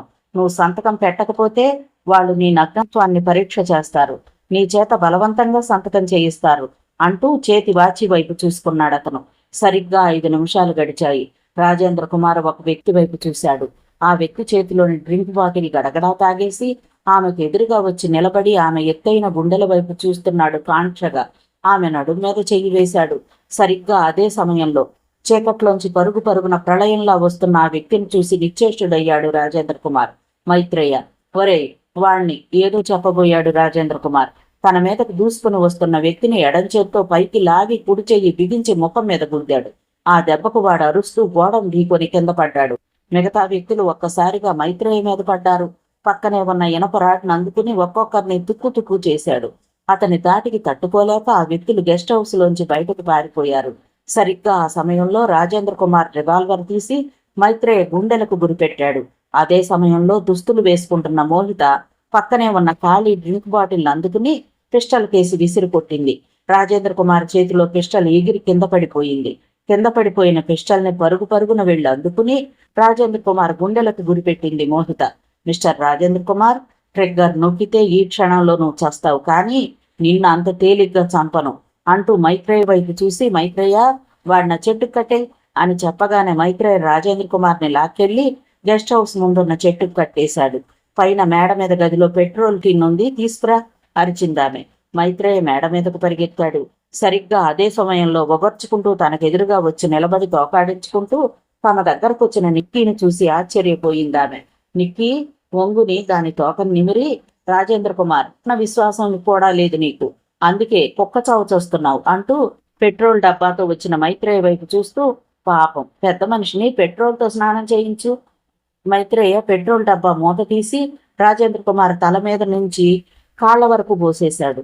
రాజేంద్ర కుమార్లో ఇప్పుడు భయం ప్రవేశించింది. వణికిపోతున్నాడతను. అతన్ని చూసి పిచ్చిగా నవ్వుతోందామె. ఆఖరికి నువ్వేమవుతున్నావో నీ కళ్ళారా చూసుకో, బతికొండగా మాడి మసైపోతున్నావు. ఆడదాన్ని తక్కువ అంచనా వేసే ప్రతి మగాడు ఈ ప్రపంచంలో నీలాగే చావాలి, చస్తాడు కసిగా అంటూ మైత్రేయ చేతిలో ఉన్న అగ్గిపెట్టెను తీసుకుని పొల్ల తీసి వెలిగించింది. సరిగ్గా అదే సమయంలో రాజేంద్ర కుమార్ అనుచరులు ఒక్కసారిగా మైత్రేయని మోహితను చుట్టుముట్టేశారు. వాళ్ళు మళ్లీ వెనక్కొస్తారని ఊహించిన మోహిత వెంటనే తేరుకుని పిస్టల్ని వాళ్ళ నలుగురి వైపు గురిపెట్టి ట్రిగ్గర్ను నొక్కింది. చూస్తుండగానే క్షణాల్లో ఆ నలుగురు అరుస్తూ కింద పడిపోయారు. అదే సమయంలో పట్టు విప్పుకుని గంధం చెట్ల మధ్య నుంచి నది వైపుగా పరుగు తీశాడు రాజేంద్ర కుమార్. ఏమాత్రం ఆలస్యం చేయకుండా దూరంగా పడి ఉన్న ఇనప రాడ్ను అందుకుని వీపుకు గురి చూసి విసిరింది మోహిత. ఆ రాడ్ అతని వీపులో బలంగా గుచ్చుకుపోయింది. రక్తం ధారలు ధారలుగా కారుతోంది. ప్రాణభయంతో చీకట్లో తుప్పల మధ్య నుంచి పరిగెడుతున్నాడు రాజేంద్ర కుమార్. ముందుకు పరిగెత్తబోతున్న మైత్రేయని వారించిందామె. వాణ్ణి మనం చంపక్కర్లేదు మైత్రేయ అంటూ పక్కనే ఉన్న నిక్కీ వైపు చూస్తూ, Nikki, go catch him, kill him అంటూ రాజేంద్ర కుమార్ శరీరంలోంచి కారి నేల మీద ఇంకుతున్న రక్తం దగ్గరకు తీసుకెళ్లింది నిక్కీని ఆమె. నిక్కి అటూ ఇటూ తిరుగుతూ నేలని రక్తాన్ని వాసన చూస్తోంది. ఒక్క క్షణం, రెండో క్షణం, మనిషి వేడి రక్తం. రక్తం గడ్డకడుతున్న వేడి మట్టిని కాళ్లతో కసిగా దువ్వుతూ అటూ ఇటూ చూస్తోంది నిక్కి. దూరంగా చీకట్లో పరిగెడుతున్న మనిషి, అతని శరీరంలోంచి కారుతున్న రక్తపు వాసన. భౌ భౌ భౌ. ఒక్కసారిగా ఆవేశంగా భయంకరంగా అరుస్తూ ముందు కురికింది నిక్కి. ఆ దృశ్యాన్ని చూస్తున్న మైత్రేయికి బ్లడ్ బ్యాంక్ నుండి తెచ్చిన రక్తాన్ని మోహిత నిక్కికి ఎందుకు ముందు చూపుతో తాగించిందో ఇప్పుడు స్పష్టంగా అర్థమైంది. రాజేంద్ర కుమార్ ప్రాణభయంతో పరిగెడుతున్నాడు. కొప్పల మీద నుంచి, రాళ్ల మీద నుంచి, ముళ్ల కంపల మధ్య నుంచి. నల్లటి డేగల ఆవేశంతో లంఘిస్తున్న నిక్కి ఒక్కసారిగా ఎగిరి తన ముందు కాళ్లను అతని వీపు మీద వేసింది. అడి అయిన పళ్లతో మెడను కొరికేసింది. భయంకరంగా కేకపెట్టాడు రాజేంద్ర కుమార్. బెల్లకిలా మట్టి దిబ్బల మీద పడిపోయాడు. బాధతో భయంతో అరుస్తూ మట్టిలో మోకాళ్లతో పాకుతున్నాడు. నిక్కి లీవ్ మీ అరుస్తున్నాడు అతను. దారలు దారలుగా కారుతున్న రక్తం. శవమెత్తిపోతోంది నిక్కీకి. ఒక్కసారిగా ఎగిరి రాజేంద్ర కుమార్ గుండెల మీద కూర్చుని పంజాతో అతని ముఖం మీద కొట్టింది. సరిగ్గా అదే సమయంలో కావేరీ నదికి ఆనుకుని ఉన్న మట్టి రోడ్డు మీదకు వరుసగా 5 జీపులు దూసుకొని వచ్చాయి. ఏసీపీ రమేష్ బాబు ఒక్క ఉదుటున ఆ జీపులోంచి కిందికి దూకాడు. నదివైపు పరిగెడుతున్నాడు. ఇంకొంతమంది పోలీసులు గెస్ట్ హౌస్ దిశగా పరిగెడుతున్నారు. పోలీసులను చూసిన మోహిత, మైత్రేయ, మనం ఇక్కడి నుండి తప్పించుకోవాలి పదా. గెస్ట్ హౌస్ వెనక్కి రాళ్లలోకి పరిగెత్తింది. ఆమె వెనక మైత్రేయి పరిగెడుతున్నాడు. గంధపు చెట్ల మధ్య రొప్పుతూ ఇద్దరూ కాసేపు దాగున్నారు. దూరం నుంచి కాల్పులు కాలుస్తూ గంధపు చెట్ల వైపు దూసుకొస్తున్న పోలీసుల బృందాలు. మైత్రేయ, మనం ఇక్కడి నుంచి ఎలాగైనా తప్పించుకోవాలి అంటూ అటూ ఇటూ చూసి కమాన్ అంటూ ఎర్రమట్టి దెబ్బల వైపు పరిగెత్తింది ఆమె వెనక మైత్రేయ పరుగు తీశాడు. 2 రౌండ్లు. నిక్కీ ప్రాణాల అనంత వాయువుల్లో కలిసిపోయాయి. సేవ్ మీ అరుస్తున్నాడు రాజేంద్ర కుమార్. ఏసీపీ రమేష్ బాబు రాజేంద్ర కుమార్ని భుజాల మీద వేసుకుని వెనక్కొచ్చి జీపులో పడుకోబెట్టాడు. వాళ్ళిద్దరూ తప్పించుకున్నారు సార్, ఒక సబ్ ఇన్స్పెక్టర్ వెనక్కొచ్చి చెప్పాడు. ఈయన్ని అర్జెంటుగా మైసూర్కి తీసుకెళ్ళండి అంటూ వైర్లెస్ సెట్ ఆన్ చేసి హైవేలోని చెక్ పోస్ట్ ఆఫీసర్లకు, పోలీస్ కంట్రోల్ రూమ్కి ఇన్ఫార్మ్ చేశాడు రమేష్ బాబు. జీపులు ఒక్కసారిగా సిటీకి బయలుదేరాయి. పెద్ద పొదల మధ్య దాగున్న మోహిత వెళ్ళిపోతున్న జీపుల వైపు రమేష్ బాబు జీపులో రక్తసిక్తమైపోయి ఉన్న రాజేంద్ర కుమార్ని చూసింది. ఆమె రక్తం సలసలమని మరిగిపోతోంది. పాస్టాడు, బతికిపోయాడు అందామె. అతను బతుకుతాడని నాకు నమ్మకం లేదు అన్నాడు మైత్రేయ. వాడు నా కళ్ళెదురుగా చస్తేనే నాకు సంతృప్తి. వాడు ఏ హాస్పిటల్లో ఉన్నా నేను చంపుతాను పదా అంటూ ఎర్రమట్టి దెబ్బల నుంచి బయటకొచ్చారు. రోడ్డు మీద నడుస్తున్నారు. మైసూరుకు వెళ్తున్న లారీని ఆపి అందులో ఎక్కారు. ఆ లారీ వాళ్ళని ఊరు సరిహద్దుల్లో దింపేసి వెళ్ళిపోయింది. ఆ మోహితను మైత్రేయిను ఎందుకు వదిలేశావు అడిగాడు సిటీ పోలీస్ కమిషనర్. ఆ చీకట్లో ఆ పొదల మధ్య చేయడం కష్టం సార్. కీలకమైన వ్యక్తి మనకు ప్రాణాలతో దొరికిపోయాక వాళ్ళిప్పుడు మనకు సులభంగా చిక్కిపోతారు చెప్పాడు రమేష్ బాబు. ఎలా? ఆ మోహిత రాజేంద్ర కుమార్ని చంపకుండా ఊరుకోదు. రాజేంద్ర కుమార్ ప్రస్తుతం కోమాలో ఉన్నాడు. 48 గంటలకు కానీ అతనికి మెలకువ రాదు. ఈ లోపల మనకు మోహిత, మైత్రేయ పట్టుబడిపోతారు చెప్పాడు రమేష్ బాబు. ఆ మోహిత ఇంటెలిజెంట్ క్రిమినల్. మన కళ్ళు కప్పి రాజేంద్ర కుమార్ని చంపేస్తే అనుమానాన్ని వ్యక్తం చేశాడు పోలీస్ కమిషనర్. రాజేంద్ర కుమార్తో పాటు మోహిత, మైత్రేయులను కూడా 3 రోజుల్లో కోర్టులో హాజరుపరిచే బాధ్యత నాది. వాళ్లను పగడ్బందీగా పట్టుకోవడానికి నా దగ్గర పర్ఫెక్ట్ ప్లాన్ ఉంది సార్ నవ్వుతూ చెప్పాడు రమేష్ బాబు. ఏంటా ప్లాన్ చెప్పాడు ACP Ramesh Babu. Good, really master plan, go ahead సంతృప్తిగా అన్నాడు సిటీ పోలీస్ కమిషనర్. అడవి మధ్యలో ఉన్న చిన్న రైల్వే స్టేషన్. అక్కడ 1 పాసింజర్ ట్రైన్స్ తప్ప ఏ ట్రైన్లో ఆగవు. ప్రయాణికుల రద్దీ కూడా ఎక్కువగా ఉండదు. అక్కడుంటే తమనెవరూ గుర్తుపట్టరని అక్కడకు మైత్రేయని తీసుకువచ్చింది మోహిత. విశాలమైన వెయిటింగ్ హాల్, కర్ర బెంచీలు. కన్నడ ప్రభ డైలీ పేపర్ని తిరగేస్తోంది మోహిత. ప్రముఖ కాంట్రాక్టర్ రాజేంద్ర కుమార్పై హత్యాయత్నం. నగరానికి చెందిన ప్రముఖ కాంట్రాక్టర్ రాజేంద్ర కుమార్పై నిన్న రాత్రి హొగెనకల్ ఫాల్స్కు వెళ్లే దారిలో కావేరీ నదికి దగ్గరలో హత్యా ప్రయత్నం జరిగింది. సరైన సమయంలో పోలీసులు ఆ సంఘటనా స్థలానికి చేరుకోవడం వల్ల రాజేంద్ర కుమార్ మృత్యువు నుండి బయటపడ్డాడు. కానీ ప్రస్తుతం ఆయన పరిస్థితి సీరియస్గా ఉందని నగరంలోని చామరాజ్ వడయార్ ఆసుపత్రి డాక్టర్లు చెప్తున్నారు. ఏ విషయం 24 గంటలకు గానీ తెలియదని వారంటున్నారు. ఈ హత్యాయత్నం జరిపిన నిందితుల గురించి పోలీసులు దర్యాప్తు చేపట్టారు. ఈ వార్తను చదివిన మోహిత, 24 గంటలకు ఏ విషయం ఎందుకు తెలియదు, వాడు చచ్చిపోయిన విషయమే తెలుస్తుంది నవ్వుతూ అంది. మనం ఆ హాస్పిటల్కు వెళ్ళాలి అంది మళ్ళీ. ఇప్పుడు అక్కడ పోలీసుల నిఘా తీవ్రంగా ఉంటుంది అన్నాడు మైత్రేయ భయోద్వేగంతో. అవును ఉంటుంది.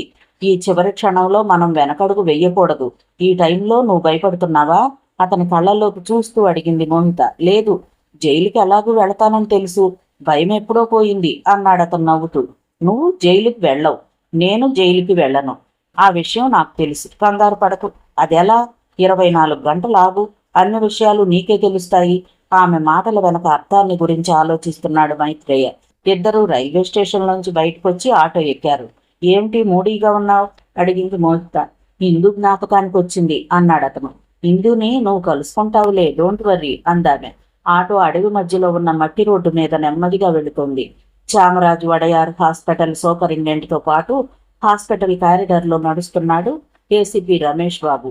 అయితే మీకు హాస్పిటల్ వెనకనున్న డాక్టర్స్ రెస్ట్ రూమ్ ఇస్తాను. హాస్పిటల్లో రూమ్ ఇస్తే దానివల్ల పేషెంట్స్కి ఇబ్బంది ఎదురయ్యే అవకాశం ఉంది అన్నాడు సూపరింటెండెంట్. ఇందులో పేషెంట్స్ ఇబ్బంది పడే అవకాశం లేదు, ఎందుకంటే మీ డాక్టర్లు ట్రీట్ చేసేది నన్నే, రాజేంద్ర కుమార్ను కాదు. This is secret. ఆ సీక్రెట్ ఏంటో చెప్పాడు Ramesh Babu సూపరింటెండెంట్తో. Very good sir, మా డాక్టర్లు కూడా మీకు సహకరిస్తారు అన్నాడు ఆయన. మీ డాక్టర్ల అవసరం కానీ మీ నర్సుల అవసరం కానీ మాకుండదు చెప్పాడు రమేష్ బాబు.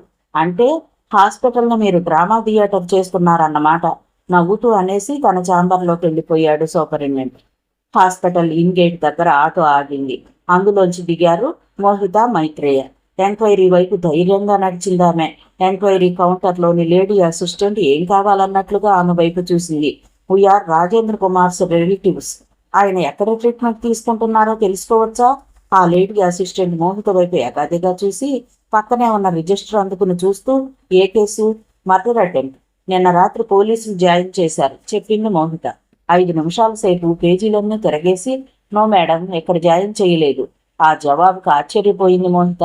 ఇవాళ డైలీ పేపర్ చూసారా మీరు అంటూ ఆ పేపర్ కట్టింగ్లో ఉన్న న్యూస్ ఐటమ్ను చూపించింది మోహిత. ఎప్పుడు ఏ సమయంలో ఏ పేషెంట్ను మేము చేర్చుకున్నా స్టాఫ్ ఆ పేషెంట్ వివరాలన్నీ ఇందులో రాస్తారు.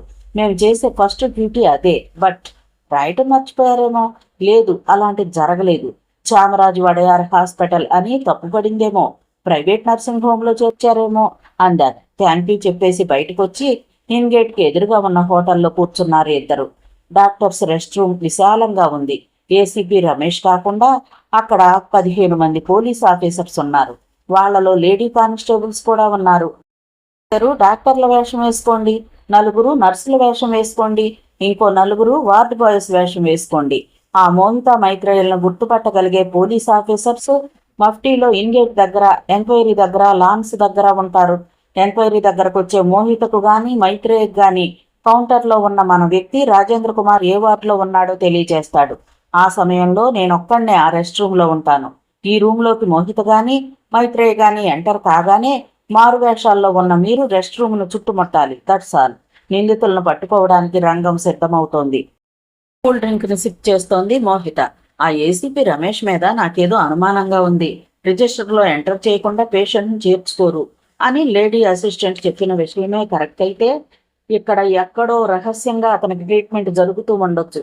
లేకపోతే ఏ ప్రైవేట్ నర్సింగ్ హోమ్లోనో అతన్ని చేర్పించి పేపర్స్లో మాత్రం చామరాజ్ వడయార్ హాస్పిటల్ అని మాత్రమే ఇచ్చారు. హత్యా ప్రయత్నం అని మాత్రమే రాశారు. ఇంతవరకు పేపర్లో మన పేర్లు రాసిన వాళ్ళు ఇవాళ పేపర్లో ఎందుకు రాయలేదు? రాజేంద్ర కుమార్కి ఈ హాస్పిటల్లో ట్రీట్మెంట్ జరుగుతోందంటే మనం ఇక్కడికి వస్తాం. ఇక్కడ పోలీసులు మఫ్టీలో ఉంటారు, రాజేంద్ర కుమార్ ఉండడు. సాలోచనగా అంది Mohita. You are correct, no doubt. Private nursing హోమ్లోనే అతను ఉన్నాడు చెప్పాడు అతను. అదే సమయంలో అవుట్గేట్లోంచి ఓ పోలీస్ జీప్ బయటకు రావటాన్ని గమనించింది మోహిత. మైత్రేయ, నువ్వు వెంటనే ఆటోలో ఆ జీప్ను ఫాలోగా పిక్, నేను ఇక్కడే ఉంటాను చెప్పింది ఆమె. ఆ జీప్ వైపు చూస్తూ గబగబా హోటల్లోంచి రోడ్డు మీదకి వచ్చి ఆటో ఎక్కాడు. జీపు వెనక ఆటో వెళుతోంది. ఆ జీపులో ఎస్ఐ రవివర్మ ఉన్నాడు. ఆ జీపు మొదట సిటీ పోలీస్ కమిషనర్ ఆఫీస్ ముందు ఆగింది. లోపలికి వెళ్ళి వచ్చాడు రవివర్మ. తర్వాత ఆ జీపు కలెక్టరేట్ ప్రాంతానికి వెళ్ళి అక్కడ ఓ ప్రైవేట్ హాస్పిటల్ ముందు ఆగింది. హాస్పిటల్ ముందు ఆగిన జీపును 2 గజాల దూరంలో ఆగిన ఆటోలోంచి చూస్తున్నాడు మైత్రేయ. లోపలికి వెళ్ళిన రవివర్మ 15 గంట తర్వాత బయటకు వచ్చాడు. ఆ జీపు ఆటో పక్క నుండే వెళ్ళిపోయింది. వడయార్ హాస్పిటల్కు పోని చెప్పాడు మైత్రేయ. రవివర్మ ఎక్కిన జీపు మళ్ళీ వడయార్ హాస్పిటల్కి వెళ్ళింది. Auto hotel ముందాగింది. ఆటో దిగి తన కోసమే ఎదురు చూస్తున్న మోహిత దగ్గరకు వెళ్ళాడు. ఏం జరిగింది? ఆతృతగా అడిగింది మోహిత. అంతా చెప్పాడు మైత్రేయ. ఆ హాస్పిటల్ పేరు? అడిగిందామె. పేరు కనిపించలేదు. హాస్పిటల్ను గుర్తుపట్టగలను చెప్పాడు మైత్రేయ. మనం ఏమాత్రం ఆలస్యం చేయకూడదు. కమాన్. ఆటో ఎక్కిన మోహిత ఏసీపీ వేసిన ప్లాన్ను మనసుతోనే అభినందించింది. చామరాజ్ వడయార్ హాస్పిటల్లో డాక్టర్ రెస్ట్ రూమ్ విఐపి వార్డులా ఉంది. డాక్టర్లు, నర్సులు, వార్డ్ బాయ్స్, ఎక్విప్మెంట్ అంతా హడావుడిగా ఉంది. పోలీసు యూనిఫామ్ లో ఉన్న రవివర్మ నేరుగా పేషెంట్ బెడ్ మీద కూర్చుని సిగరెట్ కాల్చుకుంటున్న ఏసీపీ రమేష్ దగ్గరికి వెళ్ళి సెల్యూట్ చేశాడు. ఎలా ఉన్నాడు రాజేంద్ర కుమార్? అడిగాడు అతను. ఇంకా కోమాలోనే ఉన్నాడు. రాత్రి 8-9 మధ్య మెలకు రావచ్చని డాక్టర్ చెప్పాడు. గుడ్. చేతివాచి వైపు చూసుకుంటూ అన్నాడు. అప్పుడు సాయంత్రం 6 గంటలైంది. నువ్వింకా పోలీసు యూనిఫామ్ లో ఉన్నావేంటి? నీ డ్రెస్ నువ్వు వేసుకుని ఎంక్వైరీ దగ్గరుండు చెప్పాడు ఆయన. Yes sir. సెల్యూట్ చేసి వెనక్కి వచ్చేశాడు రవివర్మ. మరో 1 గంట తర్వాత మఫ్టీలోకి మారిన రవివర్మ ఎంక్వైరీ కౌంటర్ దగ్గర విజిటర్స్ కుర్చీలో కూర్చునున్నాడు. అర్చన నర్సింగ్ హోమ్ ఎదురుగా ఉన్న మున్సిపల్ పార్కులో 2 గంటల నుంచి కూర్చుని ఆ నర్సింగ్ హోమ్ నే అబ్జర్వ్ చేస్తోంది మోహిత. గేట్ దగ్గర సెక్యూరిటీ గార్డ్, డ్యూటీ కోసం లోనికి వెళుతున్న డాక్టర్లు, నర్సులు, డ్యూటీ పూర్తయి వెళ్లిపోతున్న సిబ్బంది. ఎక్కడా పోలీసులు కనిపించలేదు. మఫ్టీలో ఉన్నారేమో అన్నాడు మైత్రేయ. 24 గంటల నుంచి నీ బ్రెయిన్ షార్ప్గా పనిచేస్తోంది అంటూ నవ్వింది. రాత్రి సరిగ్గా 8:30 స్ట్రీట్ లైట్స్ వెలుగులో రోడ్లు మసకమసగ్గా మెరుస్తున్నాయి. పార్క్లోని సిమెంట్ బెంచీ మీద నుండి లేస్తూ అంది. విశాలమైన రూమ్లో బెడ్ మీద పడుకునున్నాడు రాజేంద్ర కుమార్. అతను ఎదురుగా ఒక డాక్టర్, ఆ పక్కన కుర్చీలో కూర్చున్న నర్సు. ఆయనకి ఇంకో 15 గంటలో మెలకు రావచ్చు. వెంటనే నాకు చెప్పి బయటకు వెళ్ళిపోయాడు డాక్టర్. నర్సు టైం చూసుకుంది. రీసెంట్ కన్స్ట్రక్షన్ కావడం వల్ల హాస్పిటల్ నీట్గా మెరిసిపోతోంది. గేట్ దాటి లోపలికి అడుగు పెట్టింది మోహిత. నిశ్శబ్దమైన చూపులతో 4 వైపులా చూస్తున్నాడు మైత్రేయ. ఎడమవైపు రిసెప్షన్ కౌంటర్ ముందున్న యువతి ఎవరితోనో మాట్లాడుతూ తన వైపే చూస్తున్న మోహితను చూసి చిరునవ్వు నవ్వింది. రేణుక సహానీలా అనవసరంగా నవ్వడం ఈవిడ హాబీలా ఉంది మనసులోనే అనుకుంది మోహిత. ఆ రిసెప్షన్ లో గోడవారుగా ఉన్న ఫైబర్ చైర్స్ లో ఒక చైర్లో కూర్చున్నాడు Maitreya. What can I do for you madam? మళ్ళీ నవ్వుతూ అడిగింది ఆ యువతి. గైనకాలజిస్ట్ని కలవాలి చెప్పింది మోహిత. ఏంటి ప్రాబ్లం? అది తెలిస్తే ఎందుకు వస్తాను? ప్రాబ్లం తెలుసుకోవడానికే. ఆ మాటకు నవ్వింది ఆ యువతి. మీ డీటెయిల్స్ చెప్పండి రైటింగ్ ప్యాడ్ని తీస్తూ అందామె. చెప్పింది మోహిత. లోపలికి వెళుతున్న నర్సును పిలిచి ఆ స్లిప్ని ఆమెకిచ్చి ఈవెన్నే డాక్టర్ శాంతమ్మ గారి దగ్గరకు తీసుకెళ్ళు చెప్పింది ఆ యువతి. వెళుతున్న మనుషుల వైపు చూస్తూ ఆ నర్సు వెనక నడుస్తోంది మోహిత. మెట్లెక్కి 2వ రూమ్ దగ్గర ఆగి ఇదే కూర్చోంది అంటూ ఆ నర్సు లోపలికి వెళ్ళింది. వరుసగా కుర్చీల్లో 5 మహిళలు కూర్చున్నారు. 2 నిండు గర్భవతులు. కాసేపు కూర్చుని క్యారిడర్లో అటు ఇటు తిరుగుతూ రూమ్స్ లోని బెడ్స్ మీద ఉన్న పేషెంట్స్ వైపు చూస్తోంది. ఎడమ వైపున ఒక రూమ్ డోర్ దగ్గరగా వేసింది. అటు ఇటు చూస్తూ ఆ రూమ్ దగ్గరకు వెళ్లి డోర్ తెరిచి లోపలికి చూసింది. ఒక లేడీ పేషెంట్ వెంటనే వెనక్కి వచ్చేసింది. మెట్లకు 2వ వైపున building back side road point లో ఉన్న క్యారిడర్లోకి చూసి సెంటర్కి వచ్చి నిలబడింది. ఆ క్యారిడర్లో 2 వ్యక్తులు మాట్లాడుకుంటున్నారు. అటు ఇటు తిరిగి ఆ క్యారిడర్లోకి అడుగు పెట్టింది. సరిగ్గా అదే సమయంలో ఒక రూమ్లోంచి నర్సు పరుగున బయటకు వచ్చి మాట్లాడుకుంటున్న 2 వ్యక్తులతో, చూడండి మీరేనా ఎస్ఐ గారు చెప్పిన మనుషులు? రాజేంద్ర కుమార్కి మెలకు వచ్చింది, డాక్టర్కి చెప్పాలి అంటూ గబగబా మెట్లు దిగసాగింది ఆ నర్సు. ఆమె మాటలను వినగానే గబగబా ముందుకు నడిచి ఆ రూమ్లోకి అడుగుపెట్టి లోపల నుంచి డోర్ క్లోజ్ చేసేసింది మోహిత. కుర్చీలోంచి లేచి రిసెప్షన్ కౌంటర్ దగ్గరకు నడిచి 1 అవుట్ సైడ్ కాల్ ప్లీజ్ అంటూ ఆ యువతి ముఖంలోకి చూశాడు మైత్రేయ. కాల్ 2 రూపీస్ చెప్తూ నవ్విందామె. అదే సమయంలో మెట్లు దిగి 2 వ్యక్తులు రిసెప్షన్ దగ్గరకు వచ్చారు. 10 నిమిషాల తర్వాత ఫోన్ని ఎంగేజ్లో ఉంచమని మోహిత చెప్పిన మీదట ఫోన్ రిసీవర్ అందుకుని ఎప్పటికీ నంబర్ దొరకని రైల్వే స్టేషన్ ఎంక్వైరీకి చేస్తున్నాడు మైత్రేయ. నిమిషాలు గడుస్తున్నాయి. ఆ 2 వ్యక్తులు తీవ్ర అసహనంతో ఉన్నారు. అందులో ఒక వ్యక్తి అర్జెంట్ ఫోన్, నువ్వు మళ్ళీ చేసుకోవచ్చులే అని విసురుగా ఆ రిసీవర్ని అందుకుని ఏదో నెంబర్ ప్రెస్ చేసి ఏసీపీ రాజా గారా సార్ అని అడిగాడు. వెంటనే ఉలిక్కిపడి వాళ్ళిద్దరి ముఖాల వైపు చూసి వాళ్ళని మఫ్టీలో ఉన్న పోలీసులుగా గుర్తించిన మైత్రేయ ఒక్క అంగలో బయటకు వచ్చి అటు ఇటు చూశాడు. గోడ పక్కగా టెలిఫోన్ వైరు. ఆ వైర్ను కట్ చేసేసి ఏమీ ఎరగనట్టుగా లోపలికొచ్చాడు. సడన్ గా ఫోన్ డెడ్ కావడంతో 3 సార్లు నెంబర్లు ప్రెస్ చేసి వాళ్ళిద్దరూ బయటికి వెళ్లారు. పబ్లిక్ టెలిఫోన్ బూత్ను వెతుక్కుంటూ వంటి నిండా గాయాలు, ఆ గాయాలకు కట్టిన కట్లు. మగతగా కళ్ళిప్పి సీలింగ్ వైపు చూస్తున్న రాజేంద్ర కుమార్ డోర్ వైపు చూసి బెదిరిపోయి లేవబోయాడు. మరేమాత్రం ఆలస్యం చేయకుండా మోహిత బెడ్ దగ్గరకు నడిచింది. ఆమెను చూస్తూ అరవడానికి ప్రయత్నిస్తున్నాడు. బెడ్ మీద చేతులతో పెద్దగా చప్పుడు చేస్తున్నాడు. లేవడానికి ప్రయత్నిస్తున్నాడు. తప్పించుకోవడానికి ఏ ప్రయత్నం చెయ్యలేని నిస్సహాయ స్థితిలో ఉండిపోయి ఆమె వైపే చూస్తున్నాడు రాజేంద్ర కుమార్ భయంగా. వడయార్ హాస్పిటల్లో ఎంక్వైరీ కౌంటర్ దగ్గర అటు ఇటు తిరుగుతున్న రవివర్మను చూడగానే అక్కడికి వచ్చిన లేడీ అసిస్టెంట్ ఇన్స్పెక్టర్ గారు, ఆ రాజేంద్ర కుమార్ గారి గురించి మధ్యాహ్నం ఎవరో ఇద్దరు మనుషులు వచ్చారు, వివరాలు అడిగారు. అప్పటికి మీరు నాతో ఏ విషయమో చెప్పలేదు. బహుశా ఏదో చెప్పబోతున్న ఆమె దగ్గరకు విసురుగా వెళ్ళి, ఎవరా ఇద్దరు, ఒక ఆడ ఒక మగ అవునా అడిగాడు అతను. అవును. ఎన్ని గంటలకు? 2 గంటల ప్రాంతంలో. ఎవరొచ్చి అడిగినా ఆ విషయం వెంటనే తెలియజేయమని చెప్పాంగా. అప్పుడు మీరు కనిపించలేదు. ఆమె మాటలు వినిపించుకోకుండా గబగబా డాక్టర్స్ రెస్ట్ రూమ్ వైపు పరిగెత్తాడు. అప్పటికే అక్కడ ఏసీపీ రమేష్ ముఖంలో నెత్తురు చుక్కలేదు. సంథింగ్ రాంగ్ కమాన్ పిక్. పోలీస్ ఆఫీసర్స్ వైపు చూస్తూ అరుస్తూ బయటకొచ్చి జీప్ ఎక్కాడు ఏసీపీ రమేష్ బాబు.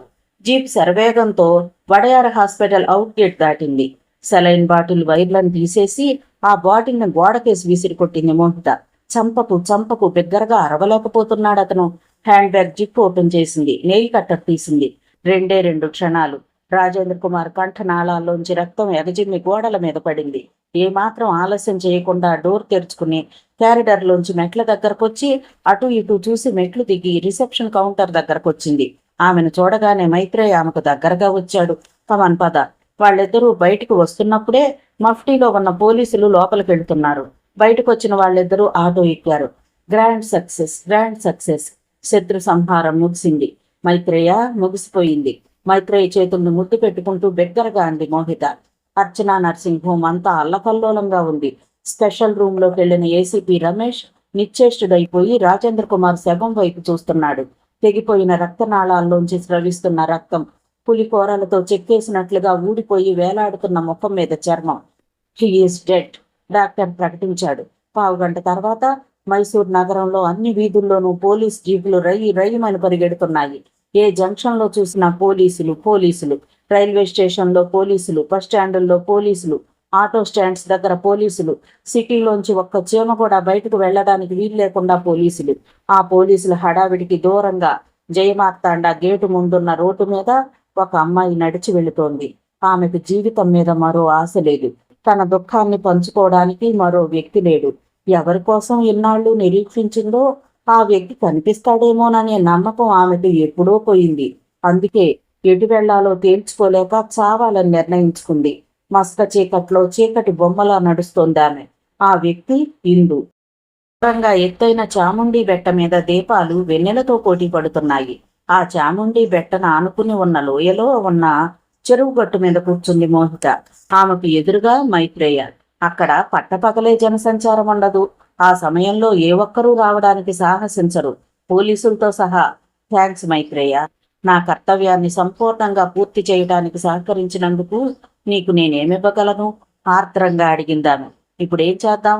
పోలీసులు మన కోసం నగరం అంతా వెతుకుతూ ఉంటారు. పోలీసులకు లొంగిపోదామా? నవ్వుతూ అందామె. నీ ఇష్టం అన్నాడు అతను. అందుకే నువ్వంటే నాకు ఇష్టం మైత్రేయ. నువ్వు నన్ను నిజంగా ప్రేమిస్తున్నావు కదూ? నువ్వు నన్ను నిజంగా కోరుకుంటున్నావు కదూ? నిజం చెప్పు. అవును మోహిత, నీ స్వచ్ఛమైన ఆత్మను, ఆ ఆత్మలో ఉన్న మనసును నేను కోరుకుంటున్నాను ఆరాధనగా అన్నాడు అతను. నా శరీరం నీకు అక్కర్లేదా అంటూ అతని చేతుల్ని తన చేతుల్లోకి తీసుకుని ముద్దాడింది. ఆ ప్రశ్నకు జవాబు చెప్పలేకపోయాడు మైత్రేయ, నాకు సముద్రం అన్నా, వెన్నెలన్నా, ఏకాంతమన్నా, నగ్నత్వం అన్నా చాలా ఇష్టమని నీకు తెలుసు కదూ? ఆ లిస్టులో నువ్వు చేరావు. నా ఆత్మలో ఆత్మగా మారిపోయావు. నా కోసం నువ్వెన్ని బాధలు పడ్డావు. నువ్వెవరో నేనెవరో, ఏదో కాలాతీతమైన అనంతమైన బంధం మనల్ని కలిపింది తాత్వికంగా అంది మోహిత.